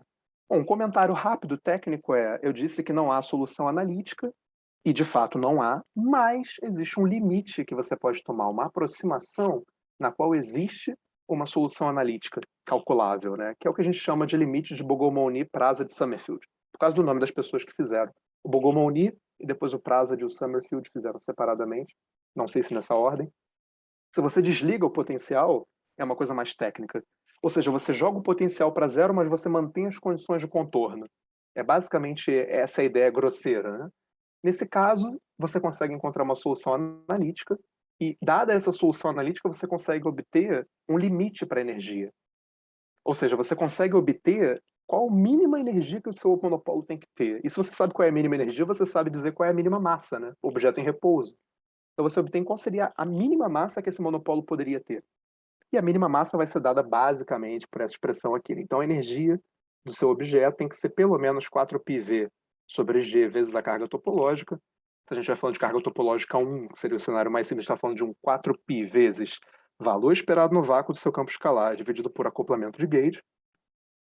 E aí, basicamente, então, vamos dizer, a energia tem que ser proporcional, né, ao campo, ao valor esperado no vácuo do campo escalar, né? E isso é uma informação muito relevante para a gente, né? Por quê? A gente obtém um bound que depende desse VEV. Agora, isso que a gente fez para o SU2, né? Deixa eu ver se eu já... maravilha. Isso que a gente fez para o SU2, a gente poderia generalizar, né? Nisso tudo que eu falei, não há nenhuma especificidade muito grande do SU2. A gente poderia ter feito com SU3, com SU4, com SU5, né? Qualquer grupo de gauge, e aí, bom, tem restrições matemáticas em que tipos de grupos podem ser, mas vamos supor um SUN, né? Ou SON, enfim, que você incluir o eletromagnetismo, ou seja, que tenha como subproduto, depois da quebra espontânea, um grupo 1 que possa descrever o fenômeno eletromagnético, qualquer desses grupos serviria, né? Então o SU2 não serve, né, para descrever a teoria eletrofraca, mas há outro grupo que serve. Esse grupo não está incluído nessa discussão que eu estou falando, que ele não satisfaz um dos critérios que ele precisaria satisfazer. Mas qualquer grupo de grande unificação satisfaria. Então, por exemplo, a teoria de grande unificação SU5 se enquadraria em toda essa discussão que eu falei aqui. E aí você fala, bom, então a gente pode ter um monopólio entre a eletrofraca. A gente pode não, a gente tem que ter um monopólio. Em qualquer teoria de, perdão, eletrofraca não, unificação. Qualquer teoria de grande unificação que tenha o eletromagnetismo como subproduto vai ter um monopólio magnético associado. Então, isso gerou bastante empolgação na galera na época. E aí o grande problema que surge é o seguinte: a energia mínima dele é proporcional ao valor esperado no vácuo. E se você está falando de uma teoria de grande unificação, a gente já sabe que nas energias que a gente alcança não tem grande unificação nenhuma, né? Existem teorias separadas ali que a gente engloba no modelo padrão, mas, né, não há uma grande unificação, não há um grande grupo só compacto descrevendo tudo. E a gente espera, né, a estimativa que a gente tem de grande unificação, a gente está falando de energias da ordem de 10 a 15, 10 a 16 GeV. A gente está experimentando hoje na escala do TeV, na escala do 10 a 3, né? Então, até 10 a 4 hoje, né? O limite experimental que a gente alcança. Então, para chegar no 10 a 15, 10 a 16, né, a gente provavelmente não vai viver para ver, né? Os caras que inventaram isso, muito menos. Então, se o monopólio de grande unificação existir, ele muito provavelmente vai ter uma massa na escala de grande unificação, que se espera hoje que seja, né, 12 ordens de grandeza acima do que a gente está vendo hoje, vamos botar assim, né? Então, isso é uma dificuldade muito grande. Existe monopólio de grande unificação, tá bom, mas para poder ver, né, vai levar um tempo ainda. Então, a gente tem que buscar alguma coisa melhor do que isso. Será que existe monopólio numa energia menor? Será que existe alguma coisa alcançável que eu vou viver para ver? Né? Essa é uma pergunta importante. Será que a teoria eletrofraca realmente não permite um monopólio? Tudo bem, não permite um Toft-Polyakov por questões matemáticas, mas será que não tem algum outro tipo? Será que o monopólio de Dirac não está enfiado em algum lugar? Pô, o cara é tão esperto, tem que ter alguma coisa, né? Então, é aí que vai entrar a segunda metade, né? Deixa eu ver que horas são. Beleza, 1 hora já falando aqui ininterruptamente. Acho que é um bom momento para a gente abrir para perguntas aí, se vocês tiverem, é claro. Então, fiquem à vontade aí. Paulo, por favor, se quiser liberar a galera para perguntar.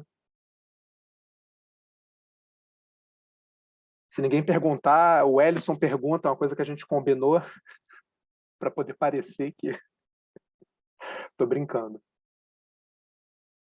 Senão eu vou dar... Se ninguém for perguntar nada, eu vou dar aí um intervalo de 5 minutos para a galera poder ir no banheiro, beber água, tomar café, qualquer coisa, e a gente volta.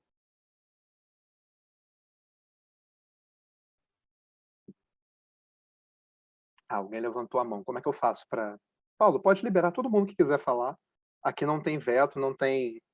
Da minha parte, não tem nenhum tipo de restrição à liberdade individual. Só se o Dória estivesse na plateia. Se o Dória estivesse na plateia, o discurso muda, mas não é o caso. Pode Oi, mandar aí. estão ouvindo? Tô te ouvindo, pode falar. Lucas Tá, que está falando, né? isso. Tá. Então, eu só queria voltar um pouco na questão do enrolamento, porque Uhum. eu não sei se minha pergunta vai complicar a sua vida, mas Se complicar, eu você, digo não sei, não tem problema. Fala. mas você pegou lá um mapa, que é o campo, né, que leva de uma esfera que está definida no espaço-tempo, e Isso, te leva numa outra esfera que está definida nesse espaço interno. isso. Só que eu, por exemplo, no que eu já vi do meu mestrado, a gente, do ponto de vista teórico, a gente não tem nenhuma restrição sobre a variedade que a gente usa no espaço-tempo. Então, eu fiquei pensando aqui, o que aconteceria se eu definisse espaço-tempo tipo um torus tridimensional? Eu teria outros números de enrolamento também? Bom, se você... a primeira resposta para sua pergunta é eu não sei, mas vamos pensar juntos, né? Essa Ok. esfera assintótica que aparece aqui, ela aparece vindo da condição de contorno definida no espaço, supondo que é R3, né? Então, aqui tudo que a gente está falando é espaço chato, para começo de conversa, né? Não tem qualquer tipo Sim, de sim. curvatura a princípio. Justamente por causa disso, minha pergunta, eu queria ver o que aconteceria em topologias mais não Eu triviais. acho, eu acho que se você definir um espaço-tempo que tenha um limite assintótico que seja diferente da esfera, né? Aí vamos supor que você esteja falando de um toro. Aí você vai ter que se perguntar, será que o segundo grupo de homotopia... Não, primeiro tem que ver assim, quem vai levar do toro na esfera, né? Aí você teria que ver, será que isso permite um grupo de homotopia não trivial? Eu não sei. A princípio pode ser que seja possível, né? Então a primeira pergunta é, você define o seu espaço-tempo e pergunta, qual seria o que é a condição, o que é o espaço assintótico associado com esse seu espaço-tempo de interesse, né?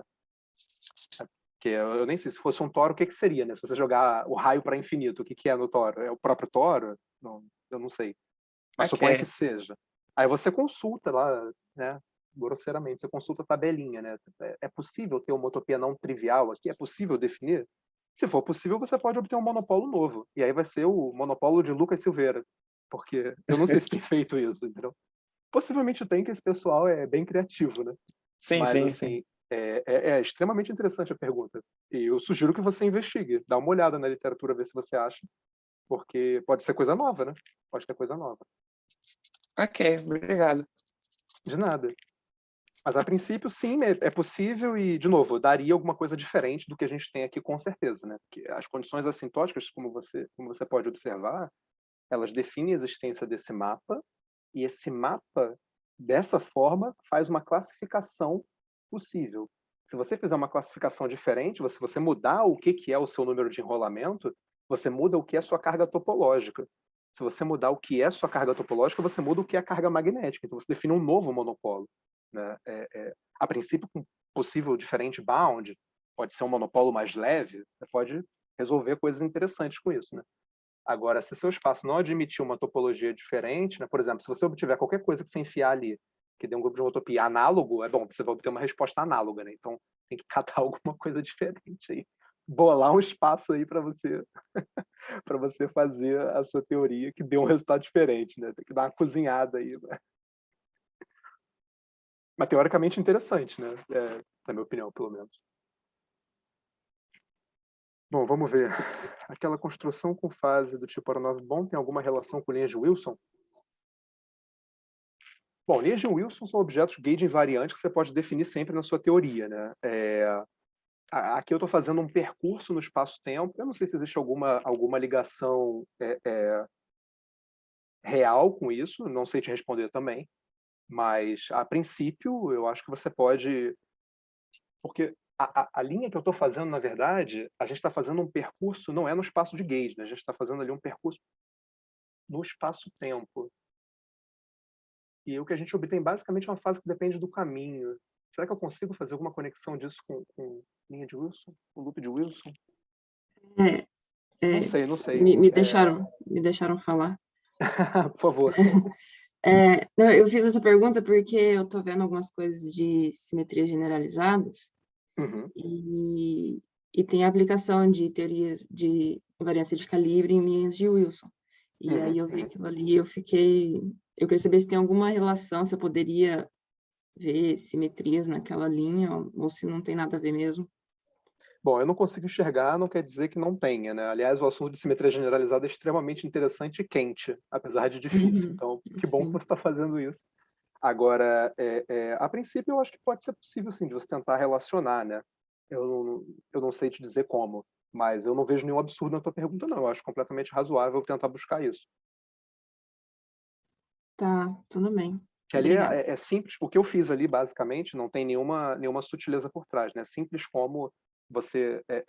equação de Schrödinger mesmo, você vai obter um campo, né? Quando você tem uma situação onde você tem um potencial vetor associado ali, e você tem uma partícula carregada, né? Existe, né? Esse campo, ao andar, a função de onda se transforma, digamos assim. Então, é tão simples quanto isso. Agora, se você consegue incluir, né? Discutir ali, usando linhas de Wilson, eu imagino que seja possível. Não vejo nenhuma restrição, mas eu não consigo ver nada óbvio, não. Dá uma olhada que talvez valha a pena. Numa direção semelhante a essa pergunta sobre topologia, você sabe se existe alguma investigação com as soluções de presença de gravitação? Sim, eu sei que existem, eu só não as domino. Inclusive, o que a gente vai falar a seguir também, né? Quando a gente for falar de monopólio eletrofraco, existem soluções com gravitação. Agora, isso foge da minha área de conhecimento, eu não saco. Agora, existe sim, pode procurar que você vai achar. Tanto do ponto de vista de Toft e Polyakov a princípio, quanto do ponto de vista mais recente, né? De monopólio eletrofraco, uma coisa que está mais quente, né? Como eu vou falar para vocês, essa ideia de monopólio eletrofraco, ela, apesar da proposta original ser de 97, o pessoal só começou a falar nela em 2015. A gente está falando 2014, 2015, a gente está falando de poucos anos atrás que o assunto começou a aparecer na literatura efetivamente. E tem bastante coisa com gravitação. Aliás, tem coisa recente que saiu, Eu não entendi nada do paper que eu li sobre isso, mas existe. Pode procurar que tem.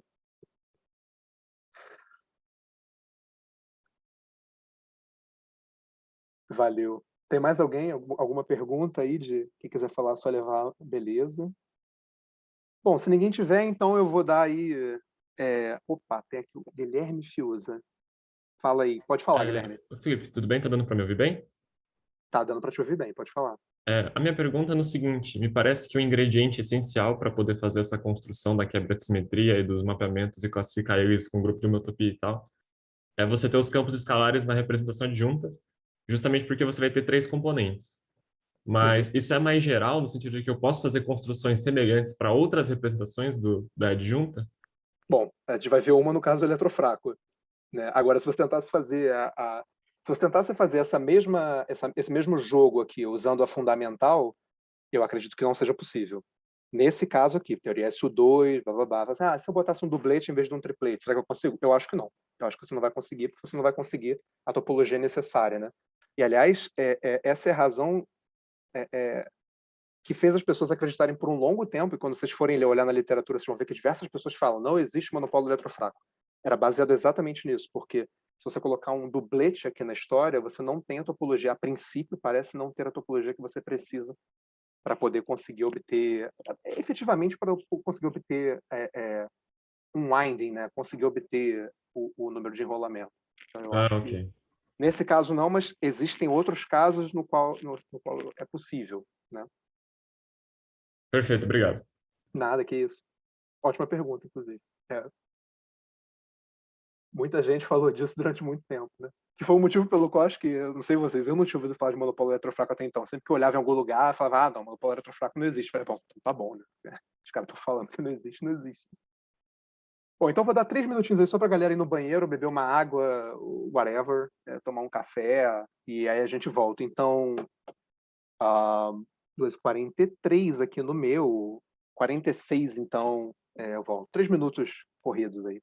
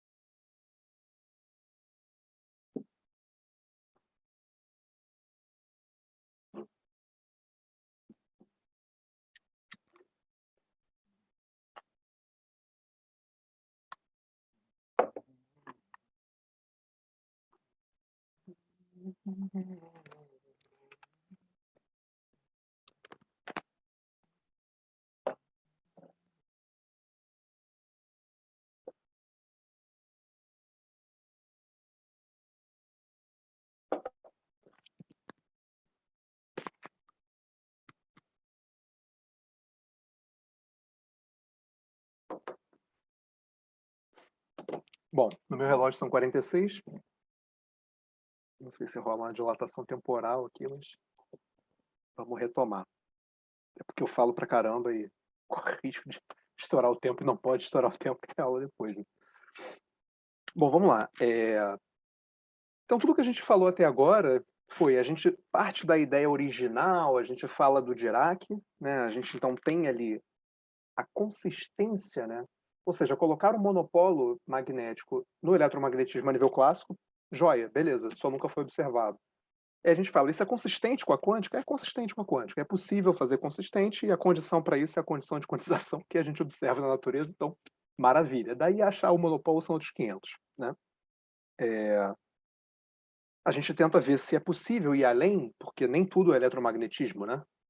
E aí a gente vê, olha, se a gente tentar, então, embeber esse eletromagnetismo numa teoria maior, o que a gente vai observar ali por exemplo, no SU2, a gente vê, bom, é possível, sim, obter uma solução de monopolo completamente diferente da ideia original. A gente vai estar falando de um monopolo agora, que é um objeto construído a partir do campo de Gauge do campo escalar, então é como se fosse um objeto composto dessa vez, de caráter de Soliton, né? A gente está falando de uma solução de energia finita, localizada, com características topológicas, ou seja, a gente não coloca nada na mão. A estrutura topológica da teoria permite você definir uma carga, uma espécie de carga, associada só com a estrutura topológica da teoria, nada colocado na mão, que te permite classificar as soluções e te permite obter um objeto que faz o papel do field strange eletromagnético. Então, te permite descrever eletromagnetismo de alguma forma. Agora que eu estou falando isso, me vem na cabeça, né? Se a gente tivesse usado um duplete ali no SU2, em vez de um triplete, o próprio padrão de quebra espontânea de simetria não seria bom para a gente, porque se você pegar na SU2, por exemplo, e colocar um duplete, a quebra espontânea de simetria vai te dar nada, né? Não vai ser SU2 quebra para 1, vai ser SU2 quebra para nada, né? Então não vai sobrar ninguém sem massa. Enfim, isso não é um motivo para não procurar. De novo, existem outros modelos onde seria possível, como a gente vai ver agora, né? Afinal, o Higgs é um duplete, né? Se fosse só possível com o triplete, a gente estava em maus lençóis, né? Mas, enfim, só a nível de comentário. Então a pergunta natural que vem a seguir é, tudo bem, então já que a gente conseguiu migrar e obter uma solução mais completa, mais robusta, mais interessante, mais profunda até eu diria, será que a gente consegue, já que George Glashow não descreve, né, não dá para a gente a eletrofraca, será que a gente consegue na eletrofraca? E, novamente, a resposta para essa pergunta durante muito tempo foi não. O nego fala, olha, a teoria eletrofraca é o quê? Um SU2 cross U1, a quebra espontânea de simetria desce para U1, a gente vê então qual é esse grupo quociente dentro do grupo de Gauge anterior e o grupo de Gauge final, a gente vê que ele tem uma topologia trivial nesse sentido de homotopia, né? O P2 dele dá só a identidade, dá zero, entre aspas. Né? E aí todo mundo falou, olha, tá bom, então não tem como, né? Não tem topologia ali para conseguir obter um objeto que se comporte como um monopolo magnético. E aí o que a gente vai ver é que o Shou, em 97, junto com o Mason, eles falaram, não é bem assim. Na verdade, existe sim uma topologia necessária para ter uma solução de monopolo, vocês só estão olhando para a direção errada, né? E é sobre isso que eu vou falar. Então, em primeiro lugar, falar rapidamente sobre a teoria eletrofraca em si. O que a gente tem? A gente tem, né, as diferentes interações fundamentais sendo descritas em diferentes escalas de forma adequada. A gente tem o eletromagnetismo funcionando muito bem, a gente tem a interação fraca, bem descrita pela interação de Fermi até determinadas energias. É um grande sucesso a interação fraca de Fermi até certas energias. E o que foi proposto, né, lá na década de 60 pelo Weinberg, pelo Salant, pelo Glashow, enfim, e estava todo mundo discutindo essas questões, era se era possível unificar, era possível obter uma origem comum em altas energias, tanto para o eletromagnetismo quanto para a carga, quanto para a interação fraca, né? Esse é o desejo das pessoas, dos físicos de altas energias, desde o começo, né, a sanha da unificação. A gente sempre quer tentar fazer tudo virar uma coisa só. E mostrou-se que era possível sim juntar, e foi possível até juntar a QCD junto, falar também das interações fortes, né? E sonha-se, né, com grande unificação, com ser capaz de escrever só com um grupo de Gauge, porque o modelo padrão, por mais fantástico que seja, e por mais que as descrições sejam fantasticamente confirmadas pelos experimentos, e a gente está falando de experimentos muito sensíveis e com dados cruzados, né? Então a gente tem diferentes experimentos usando diferentes inputs, obtendo dados consistentes e esperados em alta precisão. Isso é extremamente não trivial, né? Mas mesmo assim a gente está falando de uma teoria que tem 18 parâmetros livres. Se você está falando da teoria básica, né? Você tem os acoplamentos de Gauge, você tem os dois parâmetros do setor de Higgs, você tem os parâmetros de Yukawa ou de massa, tanto faz, dá na mesma, e você ainda tem os parâmetros de mixing, né, associados com os quarks. Isso tudo falando de neutrino sem massa. A gente já sabe que o neutrino tem massa, então tem mais parâmetro para entrar ali que a gente não... Alguns a gente já sabe bem, outros a gente não sabe bem ainda. Mas mesmo sem falar de massa de neutrino, a gente está falando de 18 parâmetros livres. Então, o modelo padrão, apesar de ser fantástico, ele é ajustado. A gente mede, encontra um valor e descreve. Então, ele descreve muito bem. É importante ressaltar aqui, para quem está na pós-graduação começando, que existem duas coisas, né? Uma coisa é falar de física além do modelo padrão, tipicamente coisas que o modelo padrão não dá conta, que ele não consegue descrever. E existe falar de física atrás do modelo padrão, digamos assim, né?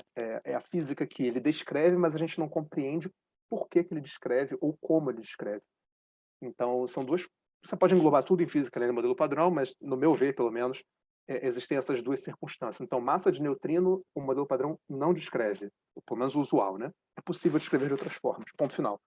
Agora, por exemplo, a massa dos outros leptons, o modelo padrão descreve. Agora, por que o muon é mais pesado que o elétron, isso ele não descreve. Isso está atrás do modelo padrão. A gente consegue medir os Yukawas, a gente não entende por que um é maior do que o outro. Por que eles são maiores assim? Por que essa distância? Né? Por que a massa do Higgs tem o valor que tem? Isso é uma pergunta extremamente profunda. É um problema que está sendo discutido já há muito tempo e talvez ainda leve mais muito tempo para se obter a resposta, né? E o que a gente mede, muitas vezes, pode trazer surpresas, porque no setor de Higgs, por exemplo, eu falo que tem 2 parâmetros, né? Mas, na verdade, tem mais parâmetros, é que eles estão amarrados. Então, por exemplo, para você poder medir um acoplamento cúbico, o Higgs ele tem um potencial que faz ele auto-interagir, né? Foi feita essa pergunta, tá? Numa outra palestra. Será que ele consegue interagir com si mesmo? Sim, ele tem um acoplamento cúbico e um quártico. Então você tem vértice que entra com 3 Higgs e tem vértice com 4 Higgs. E isso é extremamente difícil de medir. Você não vai no mercado, compra um Higgs e bota um para bater de frente com o outro, né? É difícil. Você consegue produzir Higgs, daí a fazer eles se chocarem para você medir acoplamento é muito difícil. Então, assim, essas medidas são medidas muito difíceis que talvez tragam sinais de física nova. Então, hoje a gente sabe bem a massa do Higgs, a gente sabe bem as propriedades básicas dele, a gente não sabe se tem outros Higgs, a gente não sabe direito, e está se construindo, está se planejando diferentes colisores de partículas novos com mais altas energias para se poder discutir essas coisas, verificar, fuçar.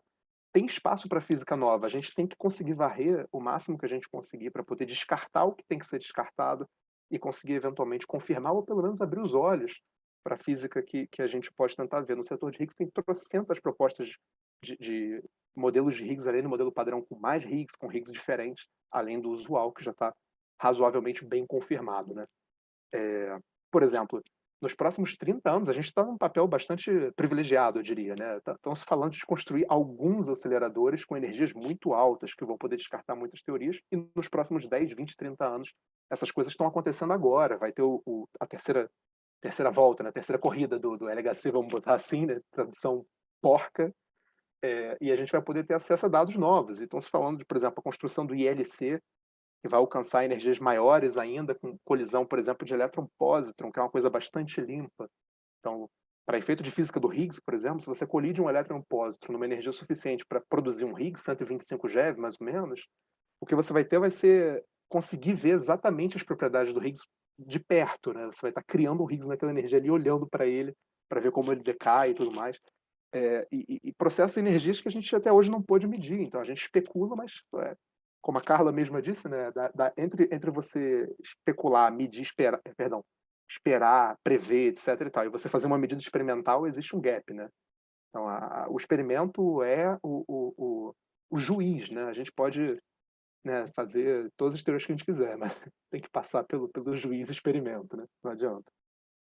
Então, a pergunta que se coloca imediatamente tá, tudo bem, é possível ter um monopólio, mas já viu que o monopólio grande unificado, vamos dizer assim, a LaToF, a gente está falando de 10 a 15 GeV, né? 10 a 16 GeV, é um negócio meio complicado, né? Então a pergunta natural que você faz é, será que é possível, na teoria eletrofraca, que é o que descreve, né, a nossa realidade, vamos dizer assim, né, nesse setor, pelo menos, na teoria eletrofraca e no mundo atual, né, sem falar de experimentos que ocorrem a, sei lá, 100 TeV, 200 TeV, 300 TeV. Será que a gente tem alguma chance de detectar um monopólio? Será que existe um monopólio eletrofraco para começo de conversa? Né? Então, essa é a pergunta que a gente está se buscando responder hoje, né? Já nos últimos anos, mas que ainda está tentando se responder hoje, e que eu vou falar um pouco para vocês rapidamente, que agora que eu vi que já são 5:03, né? Então, bom, basicamente, se você coloca agora a teoria eletrofraca, você tem aqui só a parte bosônica. O que você tem é essa aqui, a Lagrangiana no modelo padrão, você tem basicamente um grupo de gauge SU2 cross 1 agora, não é só SU2, né? Essa aqui é a parte SU2, essa aqui é a parte 1. Tá aqui os tensores, né? Você tem uma derivada covariante um pouco mais complicada, tem uma equação de movimento a mais, elas são um pouco mais complicadas, né? Beleza. Repara que aqui agora o campo de Higgs não é mais um tripleto, ele agora é um dubleto, como o colega mencionou, ou seja, ele é constituído de um objeto que se transforma como se fosse um vetor complexo de duas componentes, quando você tenta aplicar uma transformação de SU2. Então, ele agora tem duas componentes complexas em vez de três componentes reais, né? E essa é a razão topológica pela qual as pessoas acreditavam que não ia dar certo, né? Bom, muito bem. Se você descreve o seu Higgs agora, né, separando, vamos separar o módulo dele, vamos dizer assim, a parte radial, grosso modo, né? E o dublete, a estrutura de dublete. Aqui se você imagina uma estrutura tipo essa aqui, né? Tem um cara complexo em cima, um cara complexo embaixo, de tal forma que, se eu já estou colocando o módulo lá fora, esse XI é um dubleto unitário, né? Unitário que eu digo de tamanho 1, né? E a gente guarda, né, essa descrição que eu vou fazer é a descrição do Shor, né? A descrição original do Shor de 97. Shor e do Mason, coitado do Mason. Se você guarda, esse XI, portanto, vai carregar a estrutura de dublete, portanto, o número quântico por SU2, e ele vai carregar também a hipercarga, né? Então, ele está carregando toda a estrutura de gauge. Esse ρ aqui é puramente o tamanho do Higgs, vamos botar assim. E a gente se pergunta, será que a gente consegue encontrar, já que no grupo de gauge em si a gente não consegue encontrar a topologia necessária, será que se a gente olhar mais de perto para esse campo escalar, será que a gente consegue ver? E aí a sacada do Shor foi essa. Se você pega esse XI agora, que agora é um dubleto com hipercarga e com tamanho 1, o que você obtém aqui nesse dubleto são 4 componentes reais, vamos dizer assim, para descrever ele, e elas estão amarradas, né, pela condição de que ele tem que ser igual a 1. Então, grosso modo, você tem aqui uma esfera em 4 dimensões. Você tem um S3 aqui, né? Se você leva em consideração que esses diferentes objetos são ligados por uma transformação de gauge 1, você está falando que você tem um objeto que tem essas 3 componentes reais, se você desconta o vínculo, você tem um S3, mas você tem que tomar um quociente por 1, porque 2 caras ligados por 1 são equivalentes, né? E aí você consulta o seu livro preferido de matemática, ou o Google, né? E você chega à conclusão de que essa estrutura S3 por 1, ela é equivalente a um CP1, né? Ao espaço complexo projetivo de uma dimensão. É como se fossem retas, é como se você, no caso real, você tem basicamente retas que passam pela origem, você identifica. Traça uma reta passando pela origem. Em qualquer ponto nessa reta, você diz que eles estão no mesmo time. Eles participam da mesma classe de equivalência, eles pertencem à mesma classe. E você identifica eles todos como um ponto só, né? O que você está fazendo? Você está pegando pontos que são ligados por multiplicação por um número real, grosso modo, você pega um vetor, agora multiplica ele por um número real, esse vetor ainda é colinear, né? Você está dizendo todos os vetores que são ligados para uma multiplicação por um número real, eles são equivalentes ao mesmo vetor. Eu coloco eles na mesma classe. Então, o caso do CP1 é fazer o equivalente. Você pega um vetor complexo, multiplica por um número complexo, digamos assim, e aí você fala, esses caras pertencem à mesma classe, né? Você obtém uma outra estrutura. Esse CP1, que tá aqui, né, diante dessa relação de equivalência, né, ou seja, está presente no setor de Higgs graças a essa relação de equivalência, ele tem uma estrutura de homotopia não trivial, né?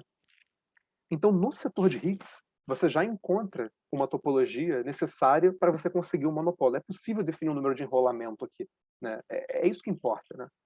Eu não vou entrar muito fundo nisso, primeiro, porque a gente não tem tempo, segundo, porque eu não conheço o suficiente da estrutura matemática por trás disso para poder explicar melhor do que isso. Então, vai por analogia, né? Muito bem. Então, dado que a gente consegue ver ali que existe, de alguma forma, uma estrutura topológica suficiente para a gente buscar um monopolo, a gente já conhece o monopolo de Toft-Polyakov. A gente vai tentar seguir o mesmo caminho, né? E a gente tenta descrever um ansatz, né? A gente tinha um ansatz lá para o Toft-Polyakov. A gente imaginava um cara radial, né? Vamos tentar descrever o mais parecido possível, usando o que a gente já conhece, né? Para tentar achar uma solução para as equações de movimento que dê alguma coisa não trivial. E aí o ansatz do Shor, né, foi basicamente considerar, na parte de gauge SU2, um cara com cara de Toft, né, E na parte 1 de hipercarga, um cara com cara de Dirac, né? Então você tem aqui, olhando mais de perto, você tem na parte o AIA, é basicamente o mesmo ansatz do Toft, vamos dizer assim, salvo constantes, né? E na parte de hipercarga é exatamente o monopólio de Dirac, né?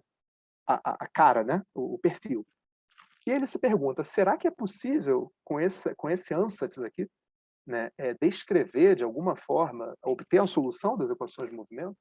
Repara que tudo aqui é meio amarrado, né? Essa estrutura de doublet com o módulo 1, na verdade, ela está ligada via matrizes de Pauli à própria direção radial unitária no espaço de Gauge. Esse R-chapéu aqui não é no espaço-tempo, é no espaço de Gauge. Esse vetor aqui, esses chapéus, é tudo espaço de Gauge. Esses índices são índices de Gauge. Então, ele define uma estrutura que, de certa forma, é radial, ou que carrega uma informação radial no espaço de Gauge e também no espaço-tempo. Então, ele tem um ansatz que é esfericamente simétrico e que carrega, é uma espécie de híbrido entre o monopólio de Dirac no setor 1 e o monopólio de Toft-Polyakov no setor SU2. Isso a nível de ansatz antes da quebra espontânea, né? E, basicamente, ele vai observar que, sim, existe uma solução numérica para as equações de movimento, também não é analítica, associada com esse ansatz, né? Muito bem. As equações de movimento estão aqui, para o caso do monopólio. Na verdade, o que o Shou e o Mason observaram foi que existe uma solução mais geral do que eles chamam, que se chama de dion, né? Um objeto que tem carga magnética e elétrica. A gente está falando só de monopólio, então a gente está supondo objetos sem carga elétrica. Mas mesmo no trabalho do Toft, por exemplo, a Julia e Zi generalizaram a solução de Toft para incluir a possibilidade de carga elétrica, obtendo um dion naquele mesmo modelo. Então, é possível fazer lá, é possível fazer aqui, e esse, na verdade, o dion que o Shou e o Mason obtiveram, na verdade, é bem parecido com o dion de Julia e Zi. Enfim, você consegue encontrar condições de contorno adequadas para obter energia finita, que nem a gente fez da outra vez, a princípio. Essa energia finita tem um porém, e para poder resolver as equações de movimento efetivamente, né, que são associadas com ansatz, é possível obter solução, beleza. Agora vamos olhar para a cara do funcional de energia. Quando você olha para a cara do funcional de energia, dadas essas condições de contorno, quase todo mundo aqui dá energia finita. Mas tem um cara aqui, esse cara aqui, a última parcela, esse cara não dá energia finita. Esse cara dá energia infinita, né? Então, na verdade, esse objeto não é um sólido no sentido usual. Ele tem energia infinita clássica. Então, a resposta para a pergunta inicial é: será que existe um monopólio na teoria eletrofraca? O Shou mostrou, tem o Shou e o Mason. Tem um monopólio na teoria eletrofraca, mas ele tem energia clássica infinita, né? Então, fisicamente falando, né, tem que tentar dar um jeito nisso, né? Não tá bom, né? E a gente repara também que, assim, ela diverge de um jeito bem específico, né? Você tem uma hipercarga ali na frente e tem um R, né? Basicamente 1 sobre R2, né? Tá aqui o E estrela, o cara que diverge, né? O problema está aqui. A gente quer resolver, a gente quer regularizar, a gente quer obter um monopólio factível, fisicamente realizável, a gente tem que dar um jeito de lidar com isso. Muito bem. Isso foi o paper de Shou em 97. Pô, legal, tem um monopólio eletrofraco, mas energia infinita, né? A galera falou, pô, valeu, hein? Bacana, mas, né? Para mundo real, pá, energia infinita. E aí foi discutido, então, ficou meio que, assim, deixado de lado um pouco na literatura essa solução, não foi tão discutido assim, pelo menos não que eu tenha conhecimento. E aí, em 2014, o próprio Shou, em colaboração com outros dois físicos, conseguiu dar uma solução para esse problema. Eles conseguiram obter uma forma de regularizar essa energia, obter uma energia finita. E é isso que a gente disso que está se falando hoje em dia. É sobre esse tipo de solução que está se discutindo na literatura, que está se buscando qual é a solução correta, ou a que tem mais chances de descrever a realidade e tudo mais. Então, vou descrever rapidamente aqui a solução deles. Se o problema estava naquele termo que carrega uma hipercarga na frente, um acoplamento associado com a hipercarga, para a gente resolver o problema, a gente só tem que dar um comportamento adequado para o acoplamento de hipercarga. Se o acoplamento de hipercarga se comportar de tal forma a compensar o comportamento do R quando vai para zero, a gente consegue compensar a singularidade e obter energia finita. Essa é a sacada que eles tiveram. Como a gente pode fazer isso? A gente pode fazer isso usando um truque que é razoavelmente conhecido. A gente modifica o termo cinético, a gente coloca um objeto na frente do termo cinético para dar o comportamento que a gente quer para o running do acoplamento.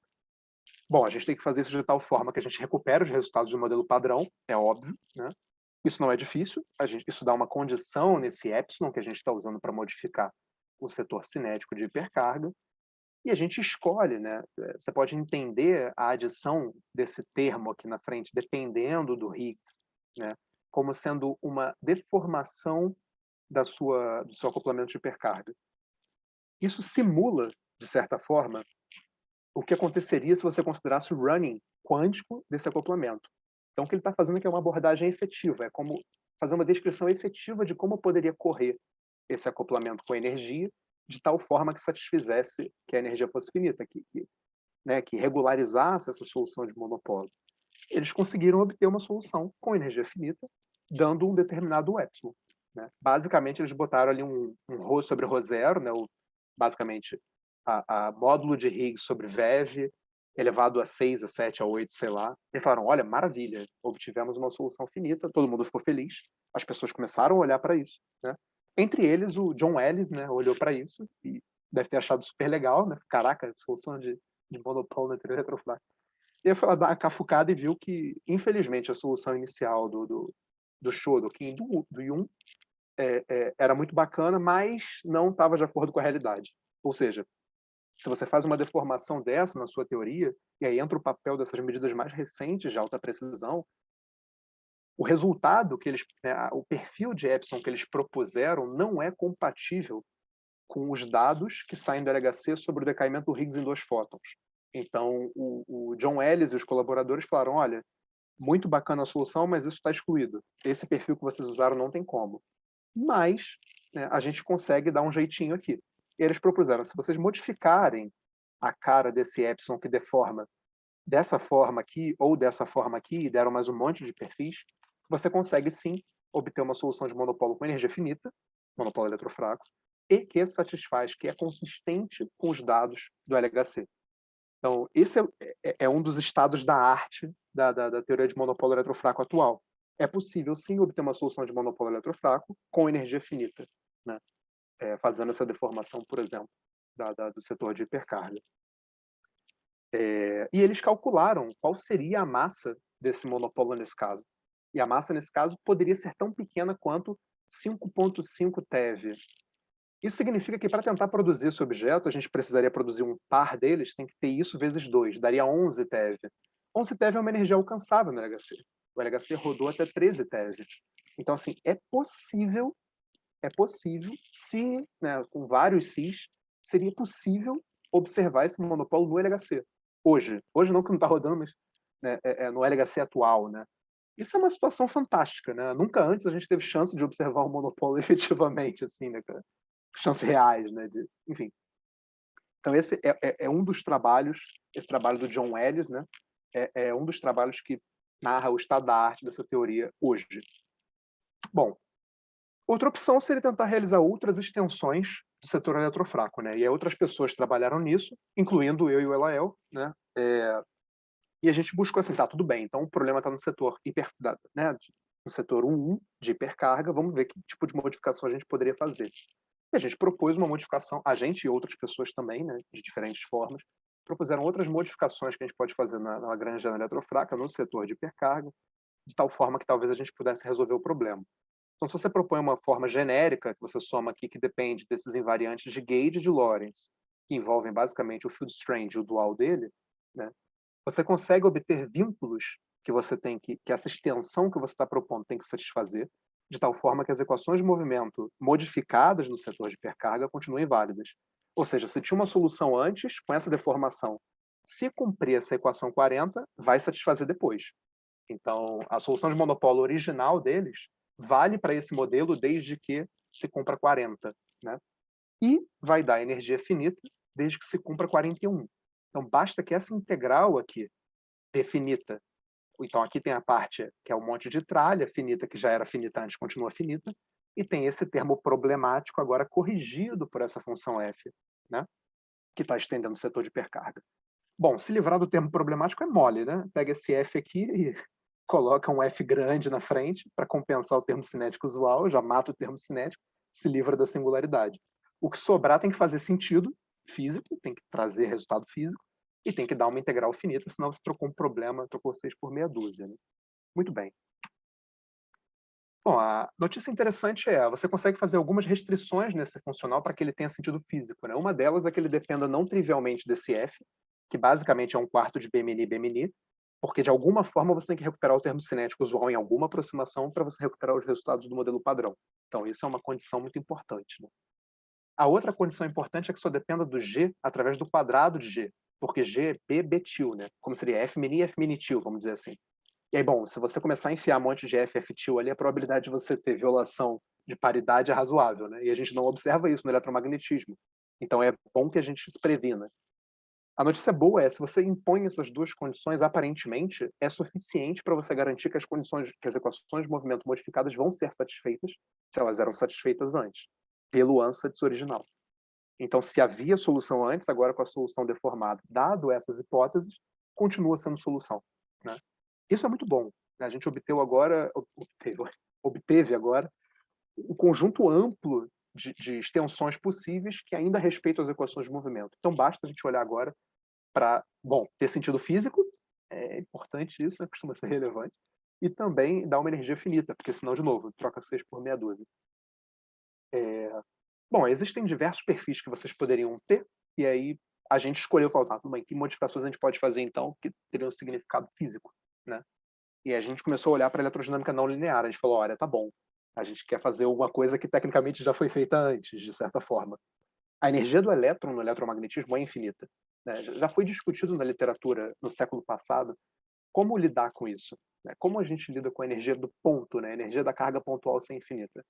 E as eletrodinâmicas não lineares resolvem esse problema. Elas fazem modificações na Lagrangiana de tal forma que a energia passa a ser finita, associada com o elétron.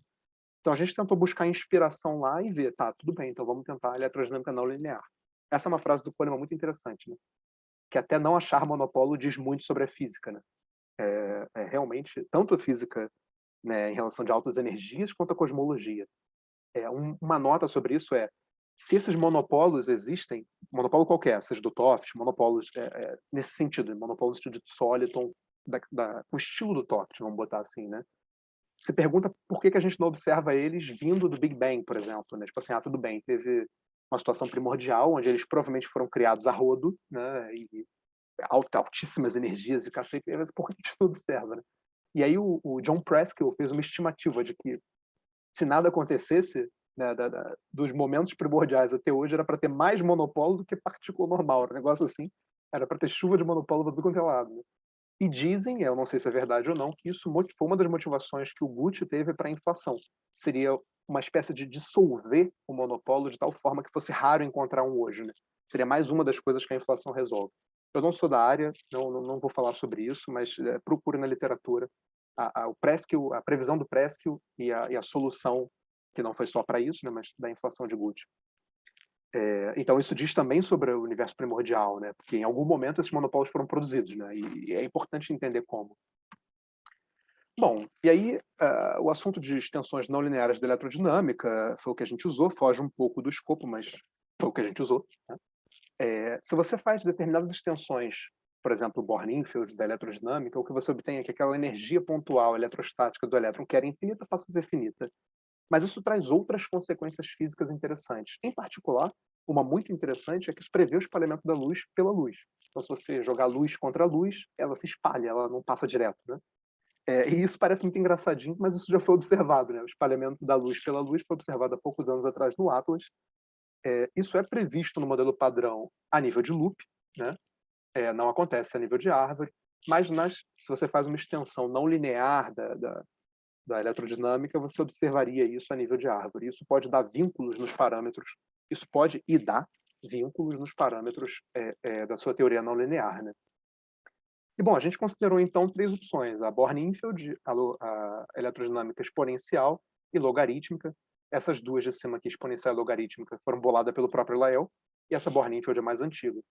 Essa ideia, né, de tentar fazer esse tipo de extensão, a gente não foi pioneiro, já havia sido resolvido com Born-Infield, e a gente só buscou generalizar para que mais extensões, quais são as extensões mais gerais nessa mesma linha que poderiam fazer esse trabalho. Então, a gente obteve basicamente aquelas equações que têm que ser satisfeitas, aquela condição física sobre as extensões, e a gente, tá tudo bem, então vamos tentar pegar duas palpáveis, né? Pega duas, logarítmica e exponencial, que dão origem a um termo tipo Maxwell, se você expande em potências, que são consistentes, etc. e tal, e que talvez resolvam o nosso problema. De fato, resolvem. A gente vai obter uma energia finita. Um comentário: esse lance de espalhamento da luz pela luz não acontece só com luz-luz, né? Se você pegar, foi observado também recentemente pelo Atlas, a fusão de 2 fótons vindo de outros processos, né? Dando origem a 2 bósons W.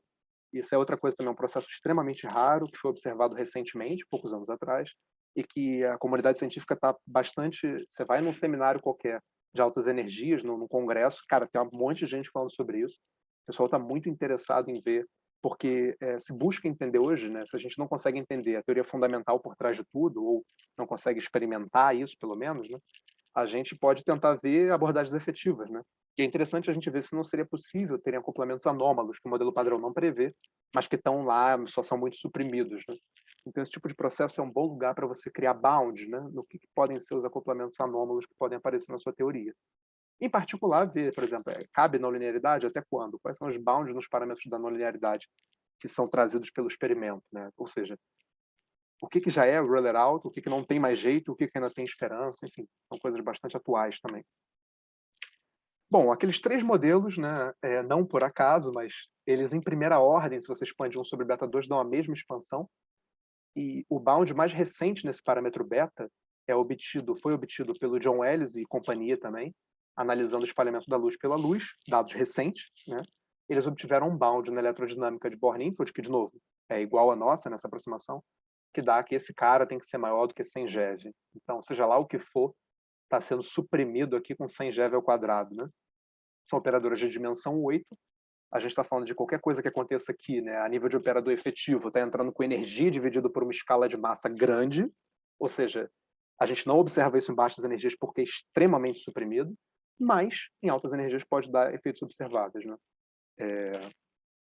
E a gente plugou isso e falou, bom, vamos lá, então, né, vamos ver o que dá. E a gente obteve uma energia finita para o monopólio eletrofraco, que, de novo, satisfeitas aquelas condições, satisfaz as equações de movimento, e que são dessa ordem aqui. O Bohr-Infeld, já anteriormente calculado, dá 11,6 TeV, e a logarítmica exponencial dão aqui 8,7, 7,9. Como a gente tem que criar par, ainda está acima do que é possível de se observar hoje, mas está bem perto. Então, as primeiras melhorias que vão acontecer no LHC já seriam, a princípio, capazes de observar esse objeto, né? Bom, a última coisa que eu queria falar é, basicamente, dá para você tentar fazer aquela mesma estratégia para obter um bound inferior, né? Tentar obter qual seria o mínimo de energia possível, né, para esse objeto, procurar um bound de Bogomolny, né? Não sai bonitinho, não sai uma solução analítica por causa de um maldito fator 2, que a gente tentou sumir com ele, mas não conseguiu, então é a vida, né? E, bom, dá para obter que o bound inferior aqui é 3 TeV, né? Se você ignora a contribuição cinética hiperfraca, né? E que, sendo mais realista, os bounds inferiores são esses aqui, né? Repara que a exponencial dá um 6,8, né? Isso vezes 2 dá 13,6, né? Então, quer dizer, já é uma coisa razoavelmente factível nos dias atuais, né? Então, há esperança, né? Há esperança de se encontrar um monopólio nas escalas de energia que a gente está alcançando já. Não vou dizer hoje, né? Sendo bastante realista, né? Nas energias que a gente já experimentou hoje, eu acho extremamente improvável, porque isso é só um bound, mas em energias próximas, né? Assim, para os próximos anos, né? E as pessoas estão procurando isso, estão procurando ativamente, né? Bom, uma sobremesa agora aqui rapidamente, dá para a gente fazer esse mesmo procedimento agora e fingindo que não é o modelo padrão, né? Vamos considerar só a eletrodinâmica e vamos ver se o Dirac tinha chance, né, de ter um monopólio observado.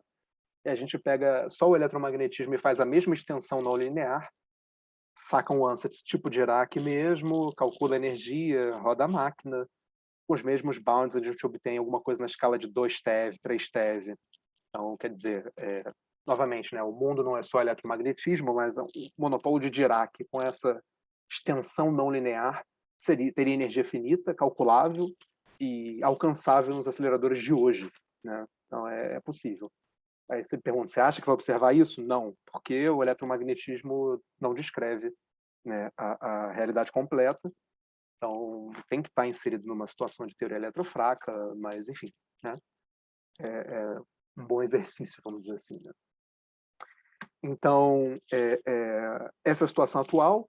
Falando rapidamente sobre as buscas, existem trocentas formas de buscar monopólio. Nesses 90 anos tentaram de tudo, desde aquela maga do fundão, né, para quem é da UFRJ, né, trago o homem amado em 3 dias, né? Tentaram todo tipo de experimento que vocês imaginarem, desde ficar cortando o magneto até coisas mais sofisticadas, ninguém achou ainda.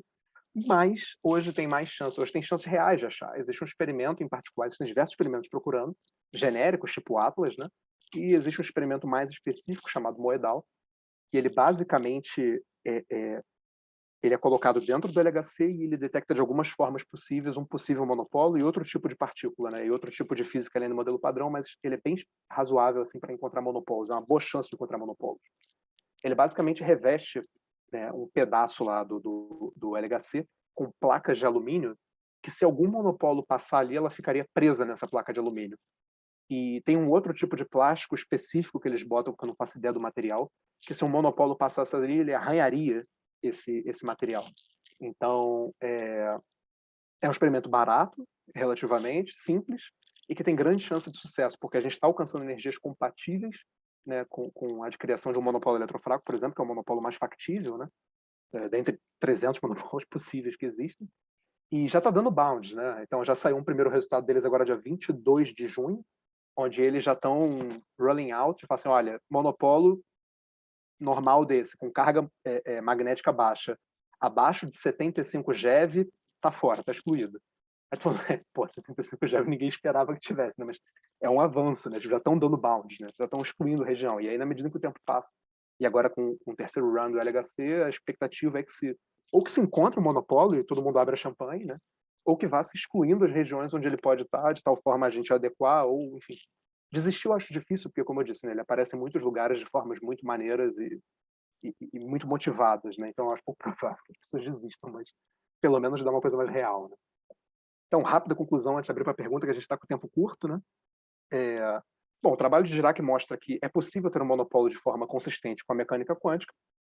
Isso explicaria a quantização da carga, isso tornaria as equações de Maxwell mais simétricas, mas isso não prevê o monopólio. Só fala que cabe, aceita, é compatível, né?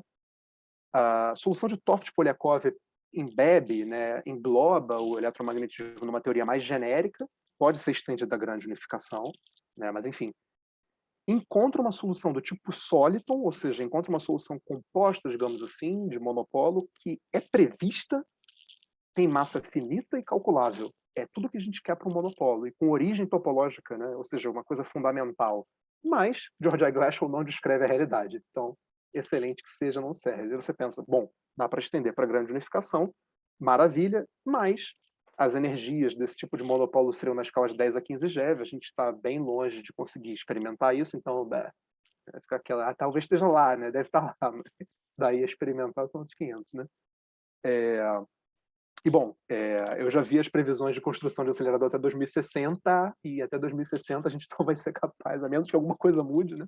Então eu provavelmente vou estar morto já, talvez, se chegarem nessa escala de energia, né? Ou se bolarem algum jeito mais esperto, né? O ser humano tem a criatividade infinita, né? Eu não duvido de nada. Bom, a gente sabe, então, que a gente tem a teoria eletrofraca, né? E a gente se pergunta, é possível encontrar uma solução de monopólio na teoria eletrofraca? Sim, é possível. O Chou e o Mason acharam em 97, mas tem energia infinita, então também não resolve o nosso problema. A gente precisa estender o modelo padrão de alguma forma para conseguir encontrar uma solução de energia finita. Há diversas formas de fazer isso hoje em dia, está sendo muito discutido, é um assunto bastante quente, né? Em particular, existem soluções que prevêem massas tão baixas quanto 5,5 TeV, na correção do John Ellis, no melhor dos cenários, ou seja, alcançáveis na LHC de hoje. Há outras extensões que prevêem soluções com massa que não é alcançável exatamente hoje, mas está quase alcançável, tipo essa que a gente obteve, e outras pessoas, por exemplo, o Arunas Alam e outros caras, há outras extensões de monopólio eletrofraco englobados em teorias de grande unificação, levando em conta efeitos quânticos, levando em conta a gravitação, né? Então, existem diversos approaches, e é um assunto muito importante, muito discutido hoje. Em particular, essas extensões não lineares já estão aí no mercado, resolvem o problema e trazem outra física interessante para ser discutida, então não estão ali só para isso, né? Primeiro, elas são interessantes por si só, trazem consequências interessantes, em particular, coisas também que estão sendo feitas hoje, como espalhamento de luz pela luz, criação de barra de bósons eletrofracos por espalhamento de luz, enfim, coisa bastante atual também. E dá para achar bounds, né, na qual ele obtém energias razoáveis, né? Então eu diria que depois de 90 anos, né, existe esperança de encontrar um monopólio depois dessa saga enorme. E é aquela frase do início do trabalho, né? Eu não acredito em monopólios, né? Mas que eles existem, né? Sim. Então é isso, muito obrigado. Abro para as perguntas, desculpa ter deixado pouco tempo agora no final. Vamos direto ao assunto aí para responder vocês. Aí as referências, quem quiser. Depois eu vou disponibilizar os slides. Bom, não tem questões aqui nas questões. Precisamos encerrar? Ih, rapaz. Depois, bom, me escrevam depois, né? Lá na página do CBPF tem meu e-mail. Meu telefone aqui deve estar com a hora errada, está dando 27 aqui. Mas se der tempo para alguém perguntar, por favor. Senão, Paulo me avisa que não tem como e a gente encerra. E eu peço desculpas por não ter deixado tempo para pergunta. Tem uns 2 minutinhos aí. 2 minutinhos. Alguém tem pergunta, então, para fazer em 2 minutinhos? Eu vi que alguém levantou a mão, mas eu não consigo ver mais se tem alguém com a mão levantada. Umas coisas aqui no chat. Ah, tá. Obrigado. Bom, obrigado a vocês, né? Porque... Desculpa não ter deixado mais tempo no final, né? Imagino que deve ter perguntas. É isso, Então, agora eu aproveitei esses 2 minutos, né? Comentar. Não é recrutamento, né? Isso aqui é só soar as trombetas de física interessante, né? Vocês têm todas as referências agora. É um assunto quente. Tem diversas outras coisas, diversas outras ramificações. Então, assim, não necessariamente vocês precisam vir para o CBPF trabalhar com a gente, mas entrem nisso, é legal e tem contato com diversas outras áreas muito interessantes, né? Então, é nosso papel de apóstolo, né? Trazer a palavra aqui, pregar a física. E fique à vontade de entrar em contato comigo, pela El, enfim, qualquer coisa.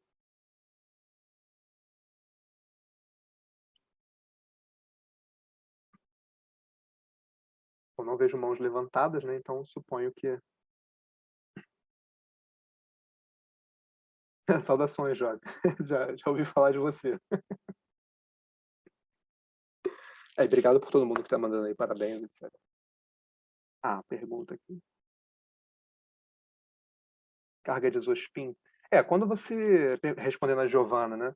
Depois que você faz a quebra, né, da simetria eletrofraca, eu não coloquei aqui, mas você consegue obter qual seria a cara do ansatz, né? Para os campos físicos, né? O que você obtém no final das contas se você está falando só de monopolo, o que você obtém é que só sobra estrutura na parte eletromagnética, né? Se você estiver falando de diol, aí você está falando de uma situação onde você também tem uma estrutura na parte de polos eletrofracos Z e W. Né? Na parte monopolo só teria, se eu não me engano, ele só é vestido por interações com W. Eu acho que as interações com Z, se eu não me engano, elas acabam sumindo quando você considera no ansatz não ter carga elétrica. Né? Então, eu diria que, assim, depois da quebra, eu não sei se vai fazer mais sentido você falar sobre o isospin desse objeto topológico ali. Eu acredito que não.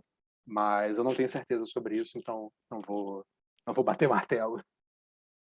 O que é interessante tentar, assim, ele a princípio não tem spin também, mas a gente está interessado em buscar no futuro se é possível obter algum outro objeto análogo com spin ou relacionado. A gente está com ano que vem, se tudo der certo, né? Tem muita coisa, tem umas coisas para terminar ainda esse ano, mas ano que vem a gente vai tentar entrar numa área de... não tem fermion, né? E se tivesse fermion, né, na história, como é que fica? É uma coisa também que a gente está querendo investigar. Valeu. Obrigado pelas perguntas, Giovana.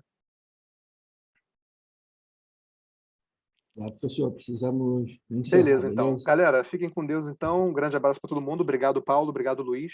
E vamos fechar. Pode ficar à vontade para fechar.